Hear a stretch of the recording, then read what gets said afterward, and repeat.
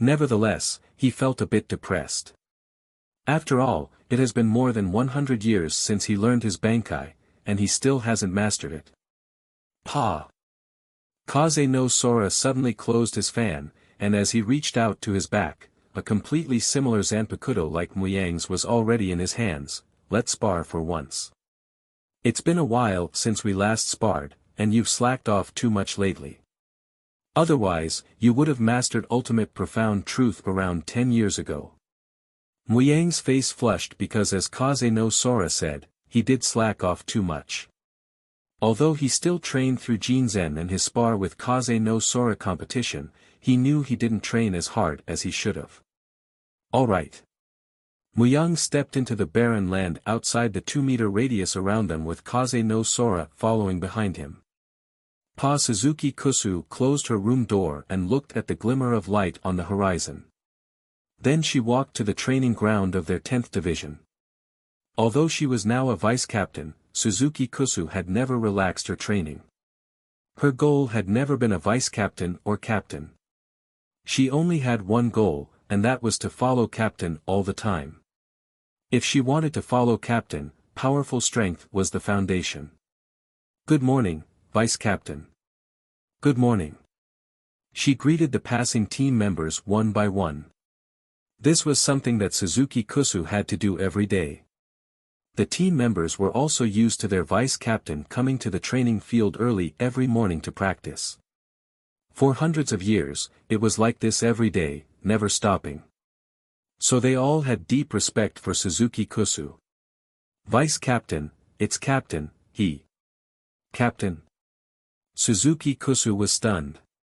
She unconsciously recalled the lonely back of Muyang last night.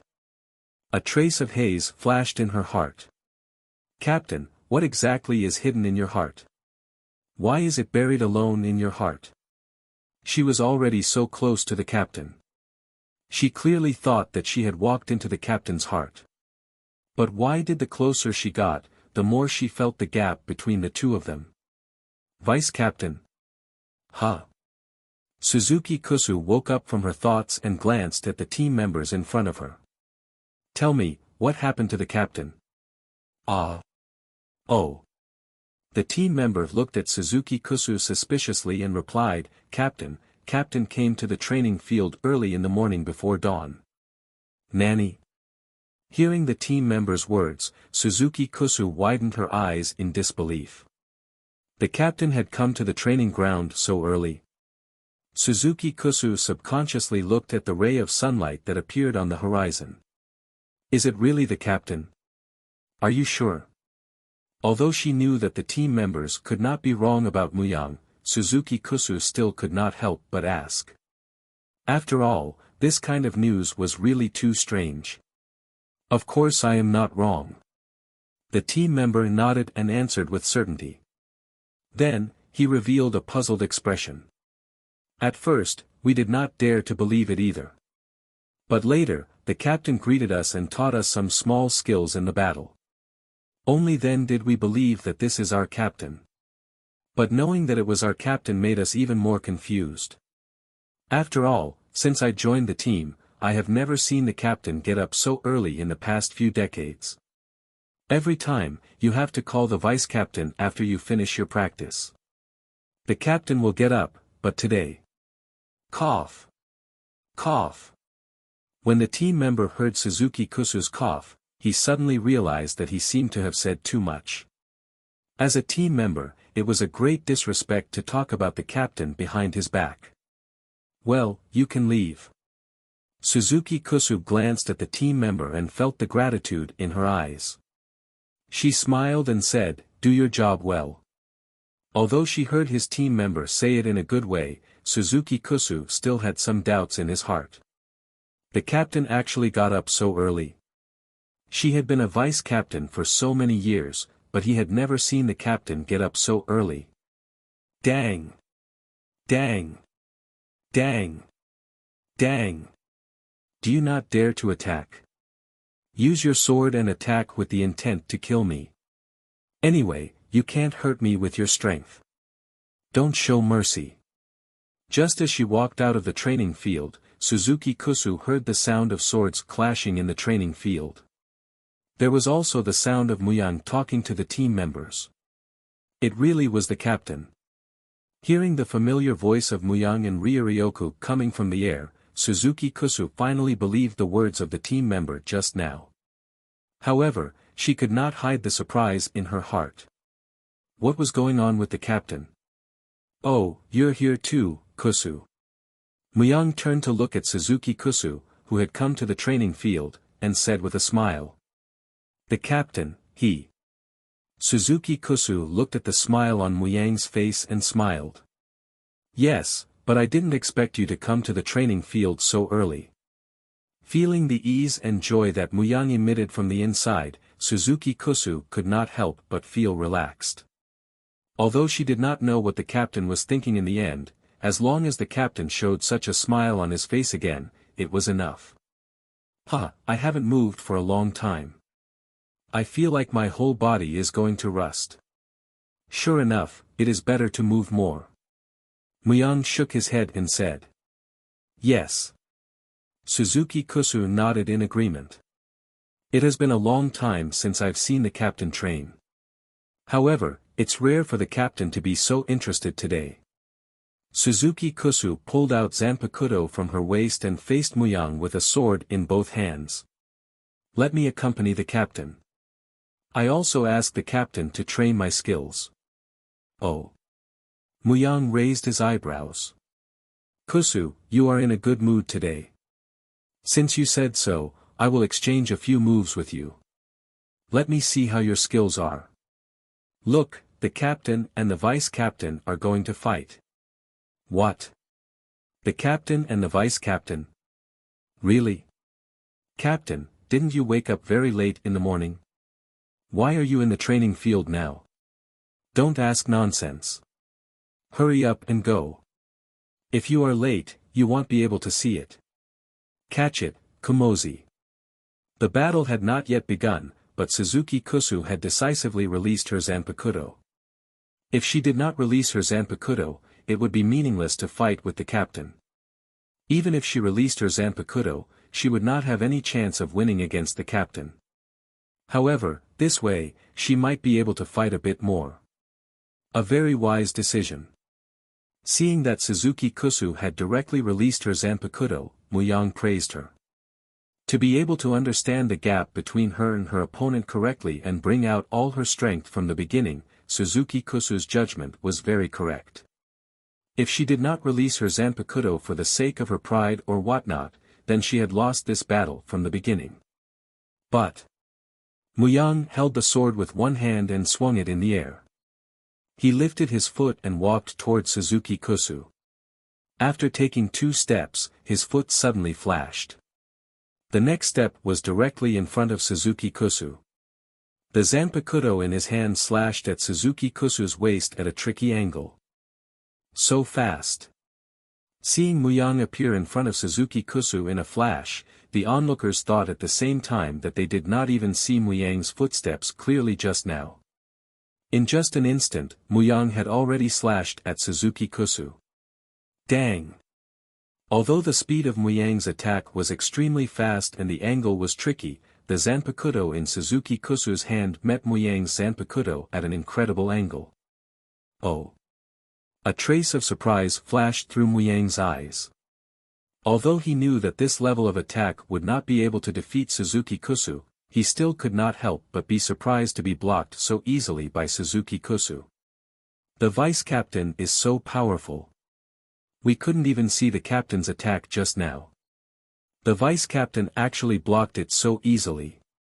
Captain, you shouldn't be surprised, right?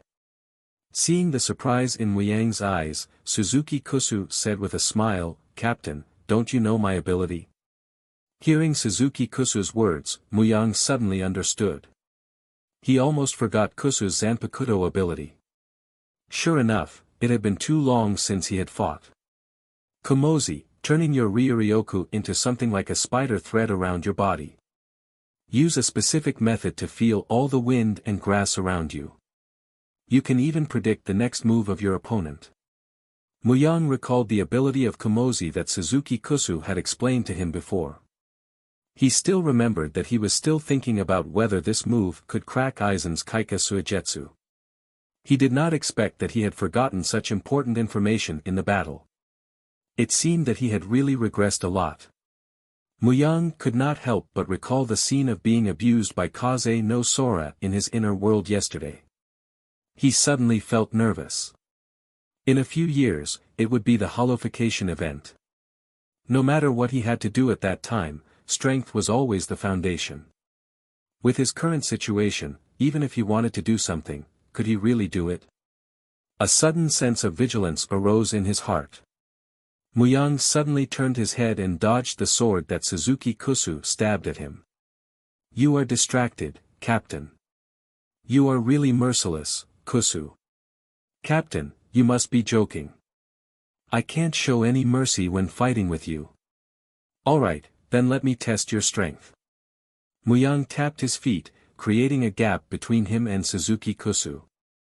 "I'll think about that problem later. Anyway, I have to think of a good way to recover my state. It's more important to test Kusu's strength now. I haven't fought for many years. Let me see what level you have reached now. Captain, you have to be careful," Suzuki Kusu reminded him. Then, she stepped on the ground and rushed toward Muyang. Seeing that Suzuki Kusu was rushing toward him with a sword in both hands, Muyang did not panic at all. He raised his right hand and calmly blocked Suzuki Kusu's attack. "But that won't do, Kusu." Hearing Muyang's words, Suzuki Kusu's expression did not change. Instead, she smiled slightly.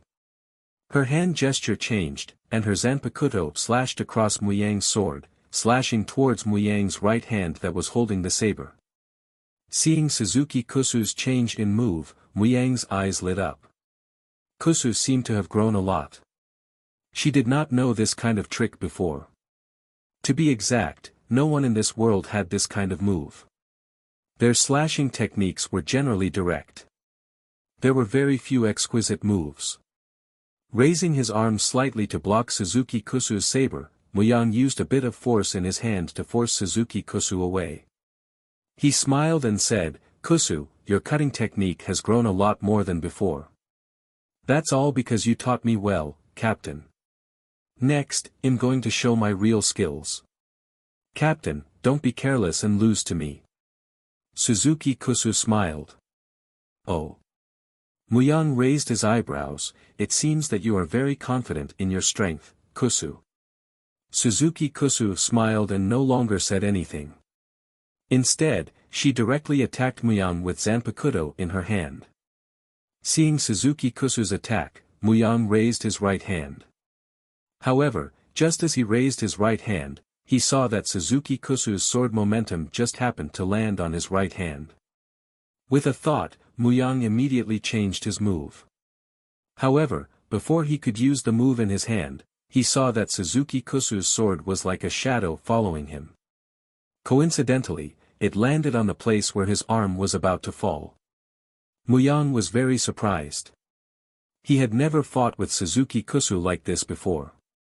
Most of the time, it was him who taught Suzuki Kusu the art of cutting. The two of them were still in the position of teaching. However, today, after a formal fight with Suzuki Kusu, Muyang immediately felt that Suzuki Kusu's ability was difficult to deal with. This ability to predict the enemy's first move was simply like a cheat. Every attack of the opponent was predicted by her, and then she counterattacked the next attack of the opponent. It looked like the opponent was hitting her blade. Even someone like him who was much stronger than her would find it difficult to fight against her. If it was someone with similar strength, even if they were stronger than her, they would basically have no chance of winning against her strange ability. Muyang could use his powerful Ryoryoku and physical fitness to suppress Suzuki Kusu.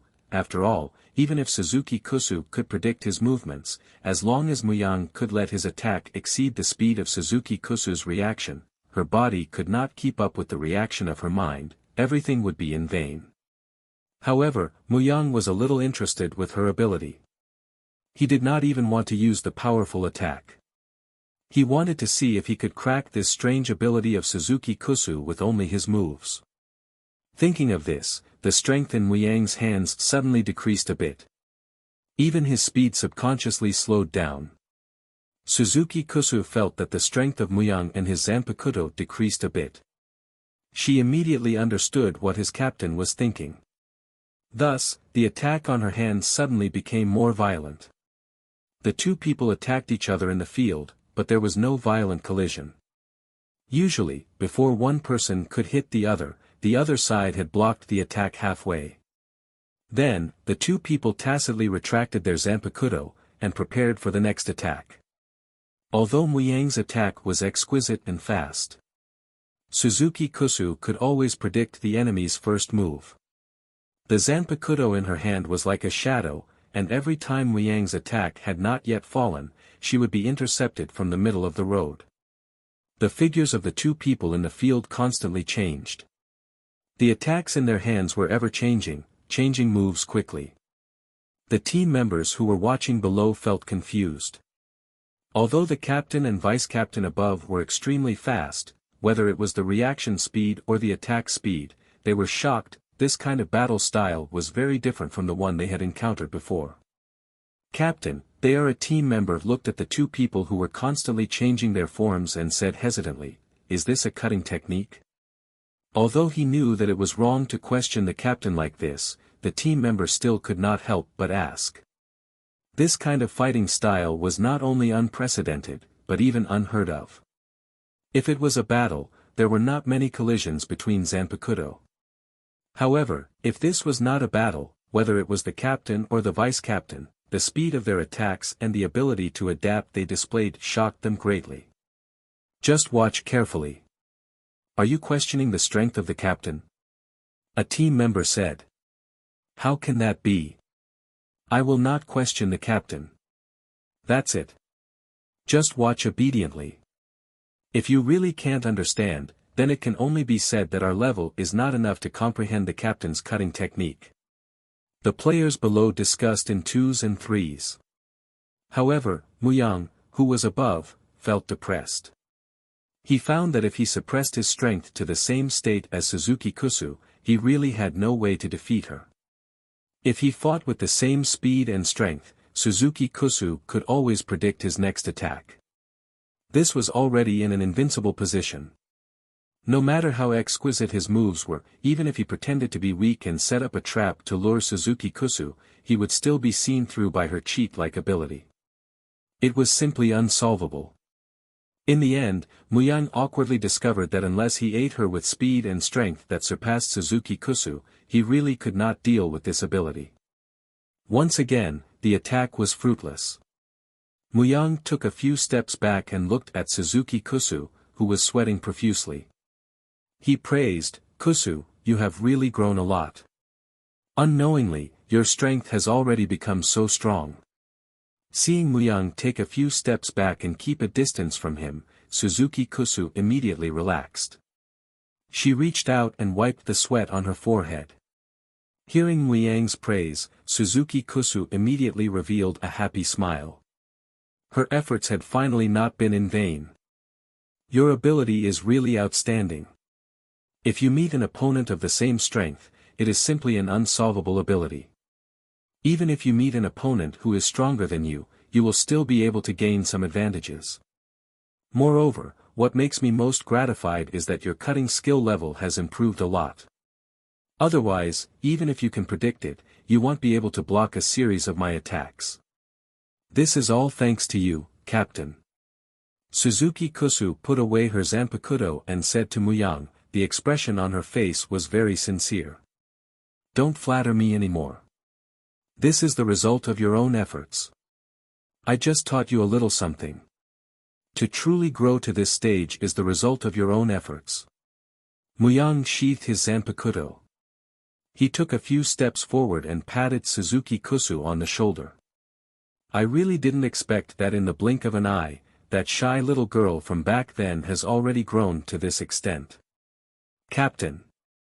When he heard Muyang mention his past, Suzuki Kusu also remembered her appearance back then. Her face immediately became shy. She suddenly remembered that there were still team members watching below. She immediately felt even more embarrassed. She immediately put away the shame on his face and looked down.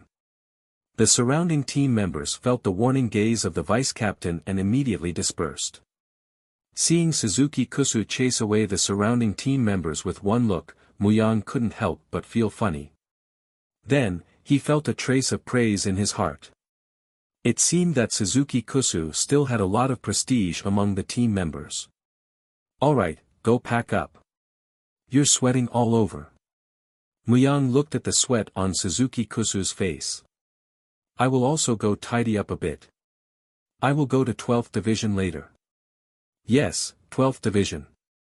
Suzuki Kusu responded and suddenly raised his head to look at Muyang. Didn't I tell you yesterday that you have to go to 12th Division every day to eat? What, you forgot in just one day? Oh. Suzuki Kusu nodded, then said to Muyang and quickly walked to her room.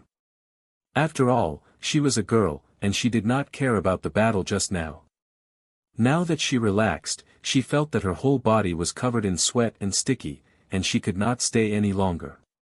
Looking at Suzuki Kusu who left in a hurry, Muyang smiled slightly and then walked to the captain's office. Thinking that he would be able to taste the long-lost cooking of Sister Kiryo Hikifune of the 12th Division later, Muyang could not help but walk a little faster. Captain, are we going to the 12th Division today? Suzuki Kusu looked at Muyang worriedly. The captain must be feeling very bad right now. They had known each other for more than 100 years.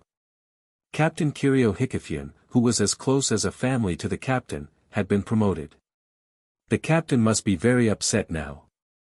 Suzuki Kusu could clearly feel the sadness in the captain's heart at this moment. Of course I have to go. Muyang tried to make his voice sound pleasant. Sister Hikifune is being promoted and will leave Siriidii, and I have to go and see her. Hiyori must feel even worse. If I don't go to see her, I don't know where she will vent her anger. Looking at the smile on Muyang's face, Suzuki Kusu smiled slightly. The captain was always like this. No matter what kind of difficulties he faced, he would always smile like this. It was also because of this that she was so attached to the captain. She always felt that no matter what happened, as long as she stayed by the captain's side, she should not be afraid of anything. Everything would eventually be alright. Let's go and see Hiyori. Muyang waved to Suzuki Kusu, and then the two of them walked to the 12th Division together. By the way, Kusu, how is your Bankai training? On the way, Muyang suddenly remembered the matter of teaching Suzuki Kusu Bankai last time and asked casually. Bankai? Suzuki Kusu's feet paused slightly, and her face revealed a trace of an imperceptible struggle. However, Muyang had his back to her and did not see it. I don't have any clues for the time being. Is that so? Hearing Suzuki Kusu's answer, Muyang nodded and stopped talking. It was not a simple thing to learn Bankai. Although he had his own teachings, it was not possible to let Suzuki Kusu learn Bankai in a short time. Muyang thought in his heart and did not say anything. He did not want Suzuki Kusu to feel pressured, but Muyang, who had his back to Suzuki Kusu, did not notice the hesitation and struggle in Suzuki Kusu's eyes. Bankai? What would my Bankai looks like? Suzuki Kusu thought in her heart, and her face could not help but show some worry. Kusu. Kusu. Ha. Suzuki Kusu was awakened from her deep thoughts. She saw Hiyori put her face in front of her face with her big eyes. Ah. Suzuki Kusu subconsciously took 2 steps back. She patted her chest and said angrily, "What are you doing, Hiyori? There's something strange." Hiyori pinched her chin with one hand and circled around Suzuki Kusu. As she circled around, she looked at Suzuki Kusu up and down, her mouth letting out a tsk sound. What is strange? Seeing Hiyori looking at her like this, Suzuki Kusu could not help but feel a little uncomfortable. What are you looking at, Hiyori? Of course it's because you are strange. Hiyori stopped and stared at Suzuki Kusu. Tell me honestly, Kusu, what were you thinking just now? I called you for a long time before you reacted. What am I thinking about? Only then did Suzuki Kusu realize that she had been lost in her thoughts. Even the captain and Hiyori did not react when they called her. However, she soon adjusted herself and stepped forward to hold Hiyori's hand. All right, Hiyori, stop thinking nonsense. You should hurry up and go with us. Today is the promotion ceremony for the new captain of your 12th Division. TSK. Hearing the new captain of 12th Division mentioned by Suzuki Kusu, Hiyori's face flashed with a trace of indignation. Who wants that kind of person who came from nowhere to be our captain? That kind of guy, I won't admit him as our captain. Well, Hiyori, don't complain, that is the choice of Sister Hikifune. We just want to wish her a good life over there. Muyang came forward and patted Hiyori on the shoulder and comforted. Well, even if you say so, I will not easily admit the new guy. If you want to be the captain of our 12th Division, you have to pass me first. Well, I know you are the best. Muyang said a few perfunctory words, and then took Hiyori and Suzuki Kusu to the direction of the 1st Division. Hey, Kimura, you are a captain. You should know who the new captain is. After a while, Hiyori could not help but take a step forward and put his shoulder on Muyang, asking curiously. Yes, of course I know who the new captain is. Hearing Hiyori's question, Muyang said with a smile. How is it? How is it? Hiyori immediately jumped in front of Muyang, looked at him and asked, who is the new guy? What kind of guy is he? Won't you about to know soon? Kimura. Hiyori looked at Muyang with dissatisfaction. All right. Seeing Hiyori's dissatisfied expression, Muyang shook his hand helplessly. I originally wanted to give you a surprise, but you insisted on asking. However, it would be boring if I said it out loud. Let me give you a hint. This person is someone you know as well. And then? That's it. What kind of hint is this? Hiyori jumped up and shouted. Don't get excited. Muyang pressed down on Hiyori, who was jumping up. Among the people you know, there are only a few people who might become the captain. Why don't you slowly guess it yourself? Humph. Hiyori shook off the hand that Muyang pressed on her head. Among the people I know, first of all, it can't be someone from our original 12th Division, and then the person who might become the captain among the people I know, could it be that Lisa has learned it? Bankai? Thinking of this, Hiyori couldn't help but turn to look at Suzuki Kusu, who was following behind Muyang. I heard that Kusu has been practicing Bankai. But it shouldn't be her. I heard from Kimura that she only started learning last year. Bankai, how could she learn it so quickly? And if it is really her, she should have told me long ago. Could it be Lisa? Lisa's face flashed in Hiyori's mind again, that pervert knew how to use Bankai. Thinking about how Lisa was wearing their 12th Division Captain Hiyori couldn't help but shake her head and drive that image out of her mind. It was too terrifying. If that pervert became the captain of their 12th Division. Could it be?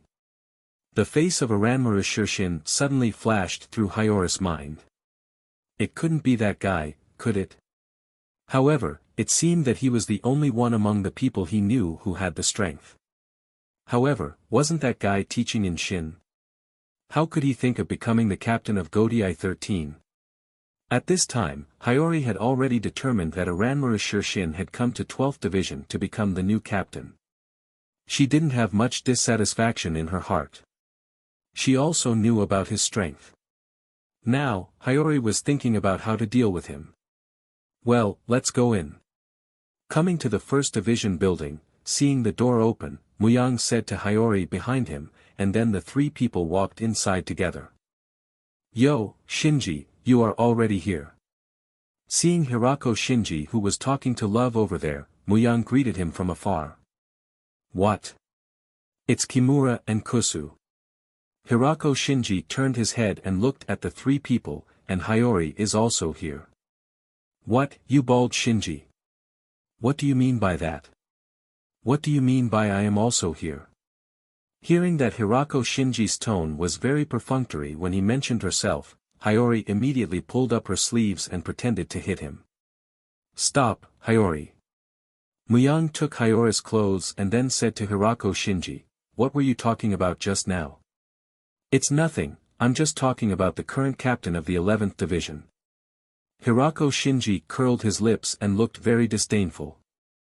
It seemed that he was very dissatisfied with the captain of 11th Division. I don't care what that guy is. The 10th generation of Kenpachi or something, but letting that kind of guy be the captain is really uncomfortable. Why does that kind of idiot become the captain? Kenpachi Muyang slightly paused, and the face of Zaraki Kenpachi unconsciously appeared in his mind. His heart suddenly moved, and a thought could not be stopped in his mind. No way, this is tradition. The captain of 11th Division will be held by Kenpachi.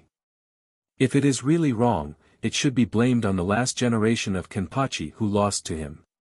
Yeah, that guy is too useless. I feel embarrassed for him. Hirako Shinji stretched and said carelessly.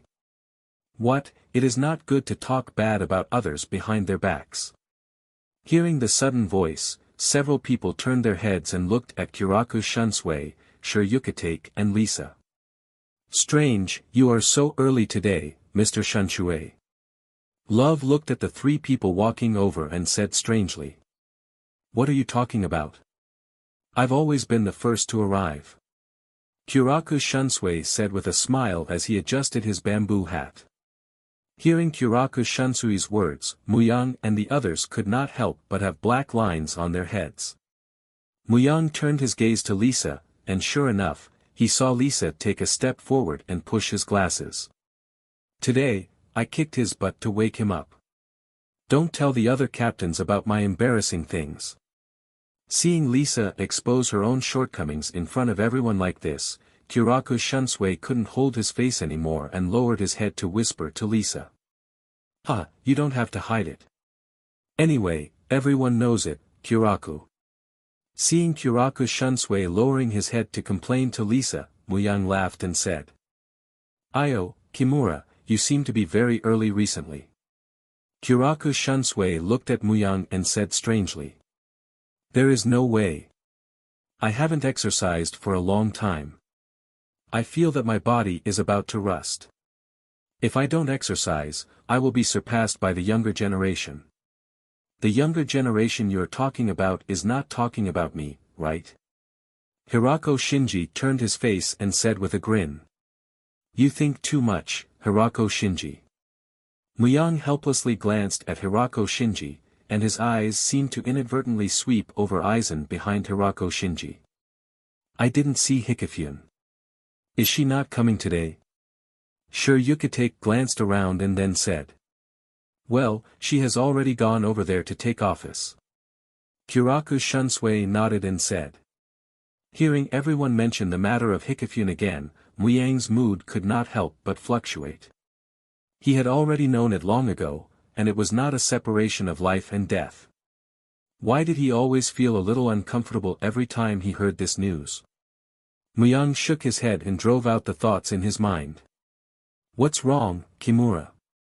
Are you feeling unwell? Kyoraku Shunsui asked with concern as he glanced at Muyang who was shaking his head. I'm fine.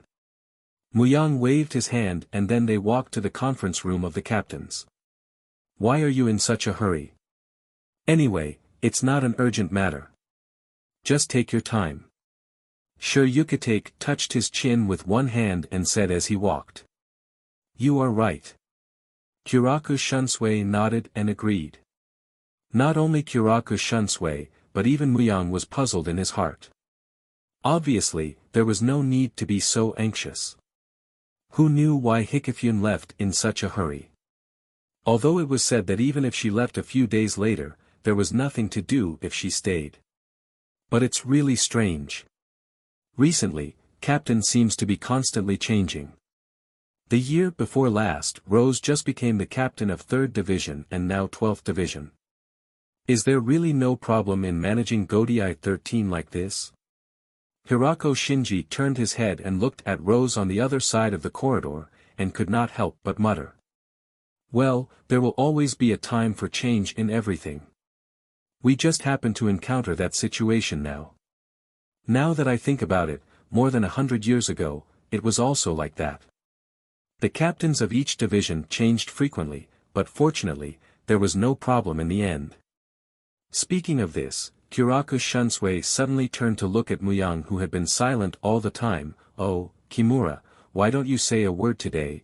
It is really strange. Huh? Muyang raised his head and glanced at Kyoraku Shunsui. I was just thinking about something. What are we talking about? The captain changed 100 years ago. Speaking of which, Kimura, you were promoted to captain at that time, right? Ah. Muyang nodded, and his mind could not help but be in a trance. Time passed really quickly. Unknowingly, he had already been a captain for more than 100 years. Think about it carefully. Kyoraku Shunsui stretched out his right hand. Only you, me, Yukitake and old man Yama, who have been a captain for more than 100 years, right? After saying that, Kyoraku Shunsui also turned his head and smiled at Sure Yukitake to confirm. Not only us, but also Captain Unohana. Sure Yukitake looked at Kyoraku Shunsui and reminded him. Oh, yes, I accidentally forgot her. I hope I won't get scolded, she's really terrifying. Terrifying? Hearing the sudden questioning voice from behind, although the tone was still as gentle as ever, Kyoraku Shunsui and Sure Yukitake were still scared out of cold sweat. Captain Unohana. Muyang turned around and greeted Unohana Retsu, and there was a trace of imperceptible strange look in her eyes. Kyoraku Shunsui took a cold breath and paused, then pretended to be indifferent and said, No, nothing, we are talking about today's weather is really terrifying. Right, Yukitake. Yes, yes. Sure Yukitake said, then looked at Kyoraku Shunsui and laughed a few times. 3rd Division is retiring, 12th Division is promoted, they are not martyred, they are very peaceful, isn't this good? Unohana Retsu took a few steps forward and walked behind Kyoraku Shunsui and Sure Yukitake and said with a smile. Well, Kyoraku Shunsui and others turned around and nodded, with a look of deep thought on their faces. Promote? Suddenly a surprised voice came, and several captains present turned to the direction of the voice at the same time. Hey, Aizen. Seeing Aizen take a few steps forward, with a look of inquiry, Hirako Shinji could not help but stop. Sorry, I accidentally heard the dialogue of the captains. Aizen bent slightly and looked respectful and docile. No one could think of the darkness hidden in this guy's heart. No, nothing, Aizen. Kyoraku Shunsui shook his head. What do you want to say? Our vice-captain was not told, but the vice-captain of the 12th Division did not retire but was promoted? Yes. If it is higher than the position of captain, then is it the Central 46? But I have never heard of someone being promoted from captain to Central 46. Not Central 46. Kyoraku Shunsui turned sideways, looked at Aizen and went on to say, she joined the Royal Guard, 0 Division. Royal Guard? Hearing Kyoraku Shunsui's explanation, Aizen's heart not only had no doubts to be answered, but it was surging with a storm. Before this, he had never heard anything about 0 Division. The impact of what he heard today made his heart unable to calm down for a moment. What's wrong? Hearing the voice behind him, Aizen suppressed the shock in his heart. With his mind, although his heart was extremely shocked, there was no change on his face. Turning around and seeing the 2 people standing behind him, he quickly stepped aside and stood on the edge of the aisle. Sorry for the impoliteness. Seeing Aizen, Lisa and Hiyori make way, Kuchiki Byakuya did not say a word, and took Yoruchi straight to the middle of the room. Congratulations. Seeing Yoruchi walking past her, Unohana Retsu stepped forward and said to her. If it is congratulations, say it to him himself, Captain Unohana. Hearing Unohana Retsu's congratulations, Yoruchi stopped and said, then nodded to Unohana Retsu and followed Kuchiki Byakuya.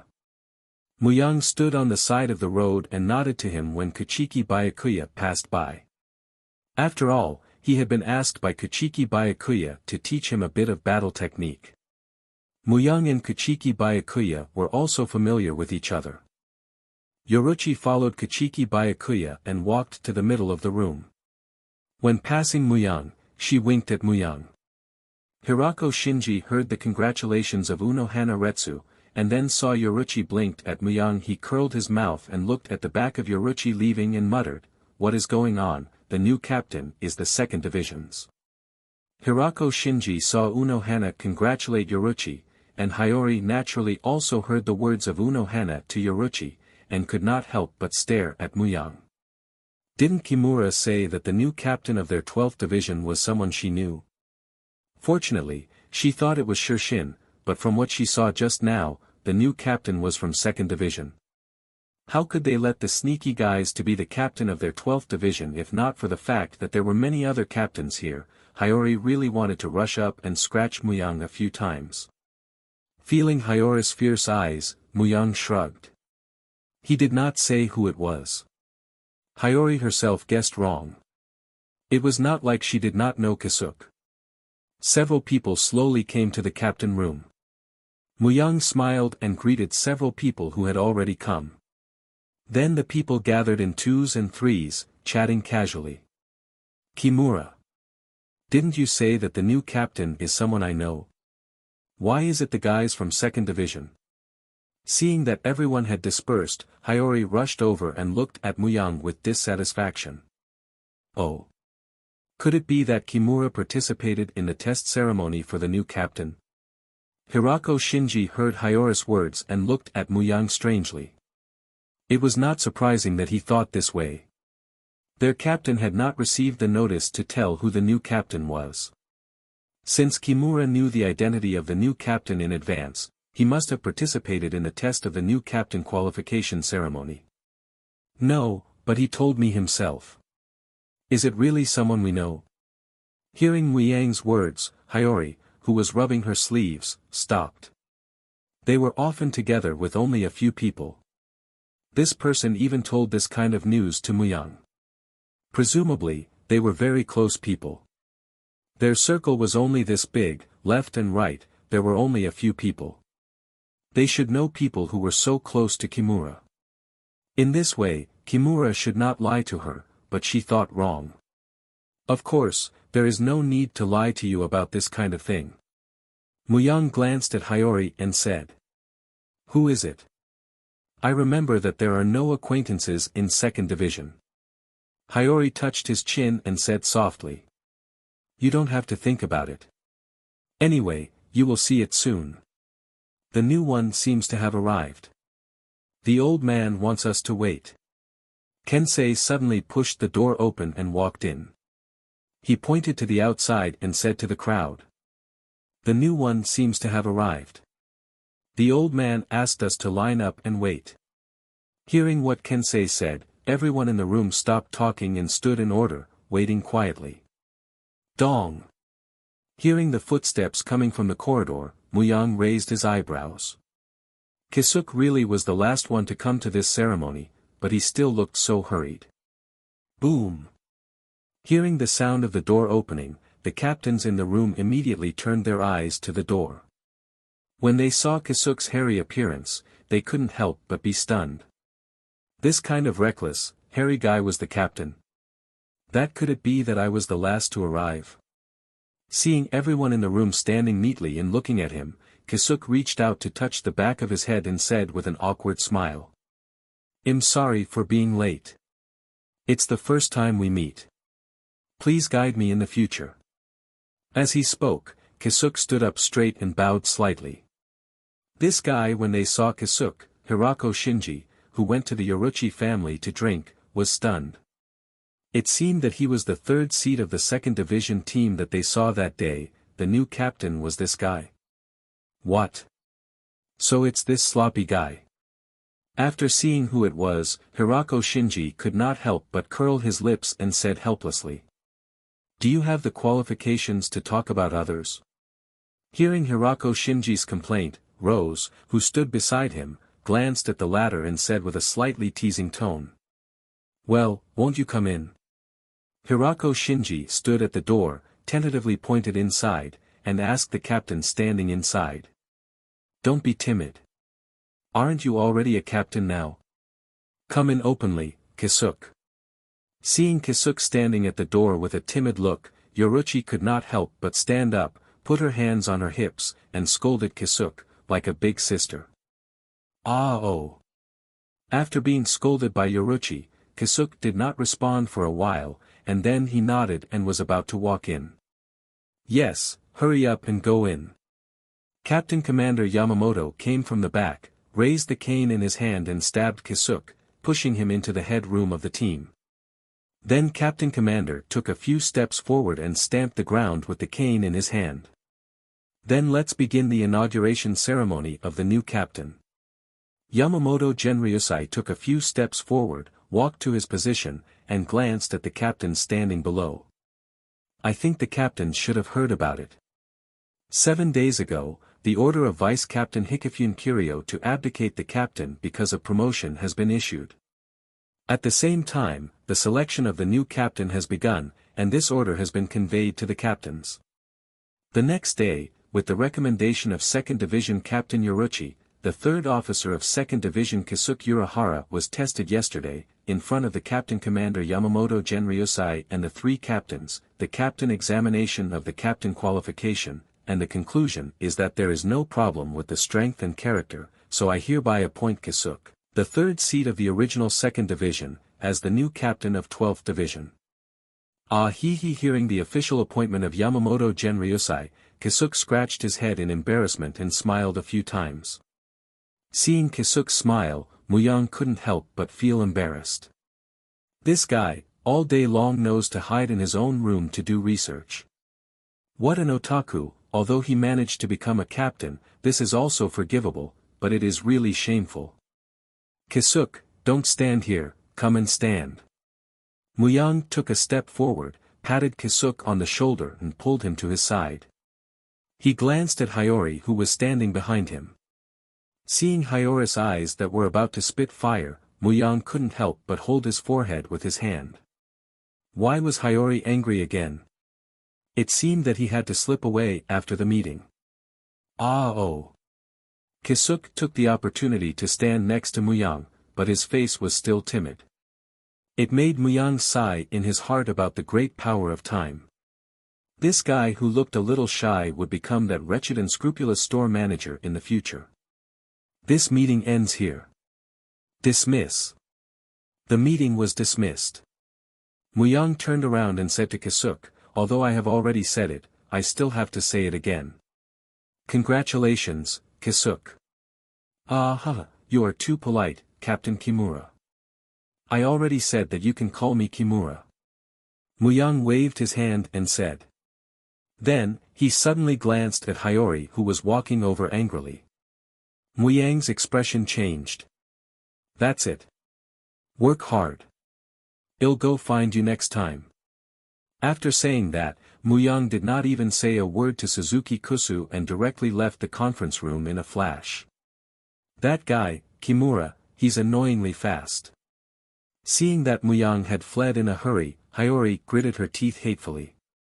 Hiyori turned her eyes and looked at Kisuke, who was surrounded by several captains and scratched his head with a smile.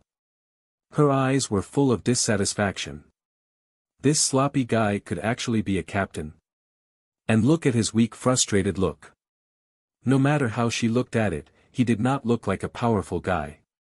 He looked unreliable. The most important thing is that this guy used to be a 2nd division, what is that, on Mitsukid? They let that kind of sneaky murderer come to their 12th division as a captain. The more she thought like this, the more dissatisfied Hiyori was in her heart. Her eyes turned and she simply did not look at the guy. Although she said that she would always get along with him in the future, it was still better to not see him now. Hiyori turned her head and directly pushed open the door of the conference room, walking back angrily. "Hiyori, where are you going alone?" Lisa glanced at Hiyori who was leaving in a huff out of the corner of her eyes. She couldn't help but ask. The person appointed today was the new captain of their 12th division. Hiyori was actually not waiting for the new captain to go back with her, but going back alone. What? My eyes are tired of looking at him. I'll go back first. Seeing Hiyori leave with big strides, Lisa's eyes flashed with a trace of worry. It was not a good thing to have a bad relationship with the new captain. However, Lisa glanced at Kisuke. Although she didn't know much about him, since he was familiar with Kimura, he should not be an ordinary person. Moreover, he seemed to be very tolerant. In this case, there should be no problem with getting along with Hiyori. 12th Division. That is the reason. I am now the new captain of everyone. Please advise me. Kisuke stood in front of the members of 12th Division, scratching his head and said with a shy look, but the members below looked ungrateful. After all, his lack of confidence was really hard to convince his division members below. How could there be such a shy and not confident captain? Ha ha ha ha. Seeing the expressionless faces of the team members below, and then feeling the oppressive atmosphere here, Kisuke felt that something was wrong no matter how thick his nerves were. After laughing dryly, Kisuke turned to Hiyori. He had met Hiyori a few times before, and Hiyori was the vice-captain of the 12th Division. No matter what, he had to build a good relationship with Hiyori first. Pleased to meet you. Kisuke bent down slightly and reached out his hand to Hiyori with a smile. Pa. Hiyori slapped away Kisuke's hand, turned her face and looked unhappy. I don't admit that you are my captain. I am very uncomfortable with the fact that you came from 2nd Division on Mitsuki. How can a guy like this who secretly kills people be our captain? I don't care what Kimura said, but I don't want to listen to a sloppy guy like you. Vice captain, no matter what, it's not good to talk to the captain like this. When the team members saw Hiyori pointing at Kisuke's nose and cursing, they couldn't help but speak weakly. How can you talk? I just said what I wanted to say on your behalf. Don't you think so too? No, we don't think so. The people below whispered, but anyone could see that they were not sincere. Aha! Kisuke touched his head and smiled. What are you laughing at? I am speaking ill of your original team. Aren't you angry at all? Seeing Kisuke smile, Hiyori felt angry. She reached out and grabbed Kisuke's clothes and asked with dissatisfaction. Because I am already the captain of the 12th Division, not from 2nd Division anymore. When I lifted the Hiyori this morning, I decided that once I lifted the Hiyori, I would be a member of the 12th Division. In the future, if someone dares to say bad things about the 12th Division, I will definitely be very angry, and I repeatedly think about what I will be angry and what I will not be angry about. I think this is called a change of mood, right? As Kisuke said this, the expressions of the members below changed slightly. They could feel the sincerity in Kisuke's words, and they could not help but feel a bit of agreement with him. Bang! Hiyori fiercely kicked Kisuke's crotch, turned around and left without a word. Then she turned around at the door and shouted to Kisuke, "What kind of nonsense is this? I don't know what you are talking about at all." Seeing Hiyori leave through the door, the team members who stayed behind couldn't help but start discussing again. It hurts. Outside the door, Hiyori hugged her foot and looked pained. What on earth did that guy put under his crotch? Damn! Kisuke, that guy. After leaving 12th Division, Hiyori didn't know where to go for a while. At this time, it was estimated that everyone had their own things to do. The face of Kisuke appeared in her mind. Hiyori felt that his mood was even worse. Suddenly, Hiyori's eyes paused, staring at the figure in front of her, and shouted, "Kimura." Muyang was deep in thought. The long period of slacking had caused his strength to drop drastically. Sure enough, a comfortable life was the greatest killer of the strong. However, the strength that had already declined was not something that could be recovered in a short period of time. Especially the intuition of battle. Unless it was through one battle after another, there was really no way to awaken that mysterious feeling. However, it was really not easy to find a person who could fight with him in the current Godii 13. The only person who could fight with him was the captain level. However, other captain was not the kind of person who could be asked for a fight or spar easily. Moreover, in order to protect others, if there was no permission, the captain-level people could not release their Zanpakuto in the Siriidii. It seemed that if he wanted to have a good fight, he could only go to him. A beast-like face appeared in Muyang's mind. Thinking of this, Muyang stepped forward. Just as he was about to move, he heard a familiar shout. He swept his eyes and immediately saw the situation around him. Seeing Hiyori staring at him, Muyang felt bad luck in his heart. With Hiyori's appearance, Muyang could tell that she was angry now. It was better not to provoke her. With this thought in mind, Muyang acted as if he did not see Hiyori. His feet moved slightly and his body disappeared from the spot. With his skill in Shunpa, Hiyori did not even see clearly. Muyang had already disappeared from her eyes. Rubbing her eyes, Hiyori looked at the empty street in disbelief. Kimura actually ran away. He actually ran away without saying a word. Then, Hiyori was filled with anger. Kimura clearly heard her voice, but he still dared to run away. He did not even say a word. Hiyori clenched her fist. At this moment, the anger in her heart was bursting. Muyang did not know the anger in Hiyori's heart. Although he really wanted to go through a few big battles and slowly recover his combat intuition through the battles, recovering some strength that had declined because of his comfortable life over the years, there was no need to be in a hurry. Also, it had been a long time since he came to Rukongai. He could take this opportunity to take a good look at the current situation of Rukongai. Muyang thought so in his heart, so he stopped his Shunpa, landed on the ground and walked slowly. He wanted to walk slowly like this, but the residents of Rukongai did not think so. The conflict between Rukongai civilians and Siriidii Shinigami and the nobles had never stopped. As soon as Muyang landed, several hostile eyes immediately fell on him.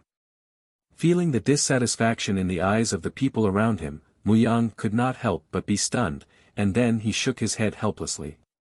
He did not expect that the conflict between Siriidii and Rukongai was so big.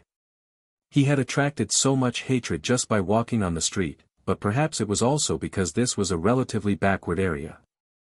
Thoughts swirled in his mind, but Muyang had already lost interest in shopping. With a slight tap of his feet, Muyang's figure flashed a few times and disappeared from this side, heading straight to the destination. Aoki, Yoshikawa. Hearing the voice, Aoki, who had been drinking and playing with his subordinates, shook his hand. He looked at Yoshikawa, who was sitting next to him, and then waved his hand. He ignored the confusion on his subordinates' faces and gestured for them to leave. After the subordinates left, Aoki and Yoshikawa turned around and bowed to Muyang, who had appeared in the room at some point in time. He said respectfully, "Lord Kimura." "All right, no need to be so polite." Muyang waved his hand casually and found a place to sit down. "This time, I want to ask if you have any news about the Beast of Zaraki." Beast of Zaraki. Aoki and Yoshikawa trembled, a hint of fear flashing through their eyes. "Oh. It seems that you have news of him." Sensing the change in the moment the two people heard about the Beast of Zaraki, Muyang's heart moved. Originally, he had only asked casually. After all, the range of Aoki's power was only limited to the previous areas of the lower Zaraki region. They did not have the ability to affect the further areas. However, it seemed that they had given him a surprise. As for news about him, my lord should have heard of any random person in the Kusajishi area. Yoshikawa suppressed the fear in his heart and explained with a bitter smile, originally, this Beast of Zaraki was only active in the Zaraki area. Although we will also hear some news about him, there is no connection after all. However, just a few years ago, this Beast of Zaraki suddenly left the Zaraki area and came to our Kusajishi area. This person is worthy of being called a Beast of Zaraki. He is really like a beast, extremely good at fighting, his strength is formidable. In the past few years, the people in the Kusajishi area were killed by him and did not dare to move, causing the brothers to hide here and drink every day. Do you know where he is now? Muyang's heart moved, and then he looked at Aoki and Yoshikawa and asked. After asking about Zaraki Kenpachi's current location, Muyang did not stop and immediately rushed over there. Originally, what Aoki said was only his general position. After all, a fierce person like Zaraki Kenpachi, even if they have several teams, they did not dare to go over and check. They could only infer the general location of Zaraki Kenpachi according to some news, but this was enough. With Zaraki Kenpachi huge Ryuryoku, as long as he could know a general location, Muyang could sense him. Sure enough, before reaching the place that Aoki and others said, Muyang had already felt Zaraki Kenpachi's unique Ryuryoku, unrefined and hot. Feeling Ryuryoku of Zaraki Kenpachi, Muyang was not in a hurry. He fell from the air and glanced at the street. He could not help frowning. This broken street was much worse than the previous few districts of Rukongai. There was almost no room that could be seen. There were some people curled up on the corner of the street. This was a group of people with no future. Looking at this group of people, Muyang could not help but think in his heart. The people here had no shine in their eyes, like a dead fish, just like a group of walking dead. All they could do was wait for death, repeating the past life day after day, and then slowly waiting for the end of life. Muyang turned his head and no longer looked at the people curled up in the corner. This was the condition of Soul Society, who had been following Soul Society for thousands of years. He did not think that he could change the traditional rules of Soul Society for thousands of years. All he could do was help them through Aoki. Muyang followed Zaraki Kenpachi's Ryuryoku slowly. Suddenly, he stopped and looked down at the ground. There was a child lying on the ground, a little girl with pink hair. At this time, the little girl was drawing on the ground with a chalk.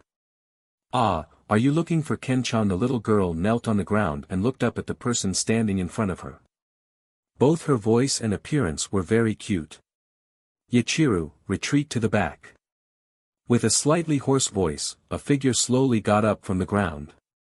As this person got up, a fierce aura was emitted.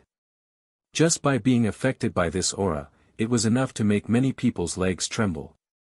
Hearing Zaraki Kenpachi's words, Yachiru obediently retreated to the wall behind, just can't help looking at Muyang with curious eyes. Who is this person? Just by him standing here has made Kenchan excited. Muyang. Zaraki Kenpachi's eyes revealed a strong fighting desire to look at Muyang. Although it had been 100 years, Zaraki Kenpachi still remembered clearly that he had been defeated in his hands. In a year, hundreds of battles, big and small, he never won before, and once again saw his opponent in the past. Although he had not yet made a move, Zaraki Kenpachi felt that he was completely excited. Blood was boiling, muscles were trembling, pores opened, and even the hand holding the sword trembled slightly. Just thinking about fighting with Muyang again, Zaraki Kenpachi could not control his excitement. "You. Cut the crap and talk later. Now fight with me first." Zaraki Kenpachi roared, his face showed an almost crazy expression. He suddenly pulled out his own serrated Zanpakuto, raised it high, and at the same time, a golden Ryuryoku suddenly burst out from his body, tearing the cloak on his body. Even the broken house on the side was shattered by the violent Ryuryoku, turning into flying fragments. Zaraki Kenpachi slashed down. This sword was definitely the most dazzling sword packed with incredible amount of Ryuryoku that Muyang had seen in these years. When the sword cut down, it seemed that the sky and the earth were going to change color, and his Zanpakuto, who was flying fast, seemed to cut the air. Muyang slightly turned sideways, this sword brushed Muyang's body and fell. Muyang could even faintly feel the tingling pain of Ryuryoku cutting his skin. Boom! Zaraki Kenpachi cut the ground, and the violent Ryuryoku was like mercury leaking out. Wherever the hot Ryuryoku passed, everything was like being burned. The abandoned broken houses around them suddenly melted by Zaraki Kenpachi Ryuryoku. The scattered Ryuryoku formed a circle around Zaraki Kenpachi and Muyang. Even Yachiru was isolated outside by Zaraki Kenpachi's Ryuryoku. Kenchan seems to be very excited. I have never seen Kenchan so excited. Yachiru stayed in the periphery, looking at Zaraki Kenpachi with a crazy smile on his face, muttering, in the time she followed Zaraki Kenpachi, she had never seen Zaraki Kenpachi so excited. Muyang looked around and frowned slightly. Well, let's fight first. Swish. Muyang pulled out his own Zanpakuto, threw a slash, and immediately set off a gust of wind, forcing the Ryuryoku which was scattered around him, to disperse. It was not a good thing to let the opponent Ryuryoku surround him when fighting. Seeing Muyang simply waved his hand to force his own Ryuryoku to scatter, Zaraki Kenpachi's eyes burst out a light. Haha, you're the best, only you can make me better enjoy the pleasure of killing. Muyang smiled slightly, holding the sword in one hand, put it in front of him, and then his hand moved, only to see a flash of knife light, 2 slashes in a cross shape to Zaraki Kenpachi. Aware of the power contained in these 2 slashes, Zaraki Kenpachi's eyes lit up. Not only did he not avoid it, but he was full of excitement. He raised his Zanpakuto in his hand and shouted, facing Muyang's attack. Boom! The 2 attacks collided together, and suddenly stirred up a violent collision. The energy that burst out dissipated, turning the few broken houses around into ashes, and the people who had been hiding there had already run far away, looking at Muyang and Zaraki Kenpachi standing in the center of the explosion with a frightened face. The raised dust blocked Muyang's sight and looked at the smoke around him. Muyang looked unchanged. Although his sight was blocked, Muyang did not panic at all. Even if his eyes could not see clearly, he could easily grasp the movement of Zaraki Kenpachi. After all, his unique Ryuryoku was like a lantern in the night. A slash cut through the smoke and dust to the back of Muyang, his arm turned slightly, his feet did not move, but his hand drew an arc with his Zanpakuto, backhanded behind him, just enough to block the slash from Zaraki Kenpachi. With a force on his hand, Zaraki Kenpachi was pushed away, but Muyang did not pursue the victory. His purpose was to fight Zaraki Kenpachi, hoping to find his reaction speed and combat awareness in the fierce battle, not for the sake of victory, and victory had no meaning for him. Moreover, if Zaraki Kenpachi only had this level of strength, it was too disappointing. This level could not make him feel pressured at all, let alone exercise in the battle. Ha! Just as Muyang was thinking, Zaraki Kenpachi had offset Muyang's strength and raised his sword again. His face was not only not depressed, but more excited. Ha ha! Dang dang dang dang dang dang! Zaraki Kenpachi was crazy, Zanpakuto in his hand was blazingly fast, and each of his swing was so heavy, he was not tired and crazily attacked Muyang. Although Zaraki Kenpachi's offensive was fierce, Muyang's reaction was not like fireworks. Zanpakuto in his hand just simply blocked left and right. No matter how fast and powerful Zaraki Kenpachi's attack was, it was easily resolved by Zanpakuto in Muyang's hand. He looked relaxed and calm. Even his feet were only moving in a small range. Zaraki Kenpachi, you don't only have this little strength. Easily resisting Zaraki Kenpachi's attack, Muyang even had the nerve to speak like that. Ha! Zaraki Kenpachi's hand paused, and at this time, Zanpakuto's blade in Muyang's hand turned and crossed from Zaraki Kenpachi's Zanpakuto, and then a dazzling light flashed. Puff! A burst of blood spurted out from Zaraki Kenpachi's chest. Muyang stepped on the ground and quickly pulled away from Zaraki Kenpachi, preventing the blood from spraying on him. Ha!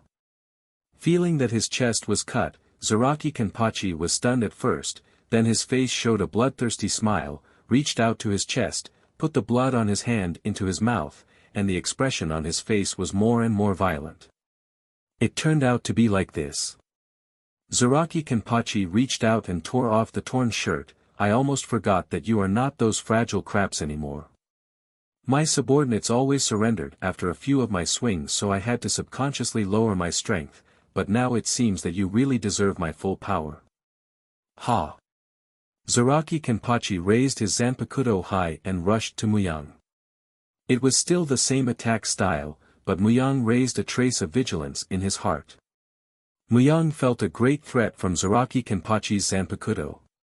Although it was still as broken as a sawtooth blade, Muyang felt that it was the sharpest blade. In his hand, his sword rose from the bottom, and the two blades collided together. Muyang's fingers trembled and almost could not hold the sword in his hand. The strength from Zaraki Kenpachi's swing this time was simply incomparable to before. Who? Muyang was still amazed at the strength of this Zaraki Kenpachi's slash, and he heard a whistling wind in his ear. It turned out that in the moment of Muyang's distraction, Zaraki Kenpachi's next attack had arrived. His eyes have not yet swept to Zaraki Kenpachi's Zanpakuto. Muyang has felt a faint tingling pain from his face. Although the blade has not yet touched his body, the sword pressure generated when the blade is wielded has already made the pores of Muyang all over the body open, and an aura of death came. Suddenly, just at the moment when Muyang leaned back, Zaraki Kenpachi's Zanpakuto was almost close to the tip of Muyang's nose, and the air pressure generated by the blade crossed the air made Muyang feel the pain of his eyes being stabbed. His arm turned and pushed Zaraki Kenpachi's Zanpakuto into the ground after his monstrong slash missed him. Muyang's palm pressed it, his waist turned, his foot had kicked the air, and his whole movement was so fluid that he kicked Zaraki Kenpachi, who had no time to collect the sword. Just hearing the sound of a foot breaking the air, Zaraki Kenpachi knew that this foot was definitely not light, and only had time to lift his left arm in a hurry. Bang! A foot fell onto his body. Zaraki Kenpachi only felt a strong attack, and his body was kicked out violently. Rolling on the ground a few times, Zaraki Kenpachi squatted and shook his arm that was still sore. Just as he was about to stand up, he felt a slash coming. In his hand, Zanpakuto waved and easily caught this slash. Zaraki Kenpachi was just thinking why this slash was so weak, and he felt a blade coming from behind. Although it had not hit him, the sharp air on the blade had made Zaraki Kenpachi pale. Just as he put his Zanpakuto in front of him, this blade of light had come, and the attack of Muyang, Zaraki Kenpachi only felt his hand tremble. Before he recovered from the attack just now, he only heard a chi sound. Zaraki Kenpachi's heart jumped. He did not have time to think, when suddenly a blade passed through his ear and fell on his shoulder, taking away a handful of blood. And just at the moment he was attacked, Zaraki Kenpachi did not think about it. He did a backhand counter, his Zanpakuto in his hand drew an arc, and with lightning speed, cut behind him. Muyang saw it and did not retreat. The sword in his hand quickly pulled back, his wrist turned, and instantly blocked Zaraki Kenpachi's counterattack. Zaraki Kenpachi turned around. Although his body had been left with 2 wounds by Muyang, blood flowed, but his face was not afraid, but he looked more excited. The more intense the battle, the more excited he was, and this level of battle made him excited. Aha! Zaraki Kenpachi's expression became even more crazy. His big hand stretched out, and he directly reached out to Muyang's Zanpakuto. Muyang was shocked, his hand was slow, and Zaraki Kenpachi had reached out and grabbed Muyang's Zanpakuto. The sharp blade was held in the palm of Zaraki Kenpachi, but he seemed to be unaware of it, and the corner of his mouth had a slightly ferocious smile. Gotcha! With a raise of his hand, Muyang could not avoid it, and he raised his arm in a hurry, and then Zanpakuto in Zaraki Kenpachi's hand fell on his arm. Hiss! Zaraki Kenpachi's Zanpakuto fell on Muyang's arm, but it seemed to be cut into iron, making a buzz sound. Zaraki's Zanpakuto suddenly waved the sword pressure caused by the sword blow to blow away Muyang's torn sleeve, revealing the skin under the dead tyrant suit. Nanny! Seeing Muyang's bare arm, Zaraki Kenpachi's pupil shrank, his eyes were full of disbelief. His own slash actually only left a faint blood mark on his arm. On Muyang's exposed arm, there was a faint blood mark. A trace of blood slowly leaked out from the wound, but it was absolutely not an injury. This degree of wound was not even an injury. Zaraki Kenpachi's face changed slightly. In the past, it was others who cut on his body and he was unscathed. He did not expect that today it was reversed. His powerful move actually failed. This was the first time he encountered this situation. Muyang took back his arm and looked at Zaraki Kenpachi, whose face changed. His hand was slightly hard, and a bloody light flashed. Zaraki Kenpachi only felt a pain in his hand.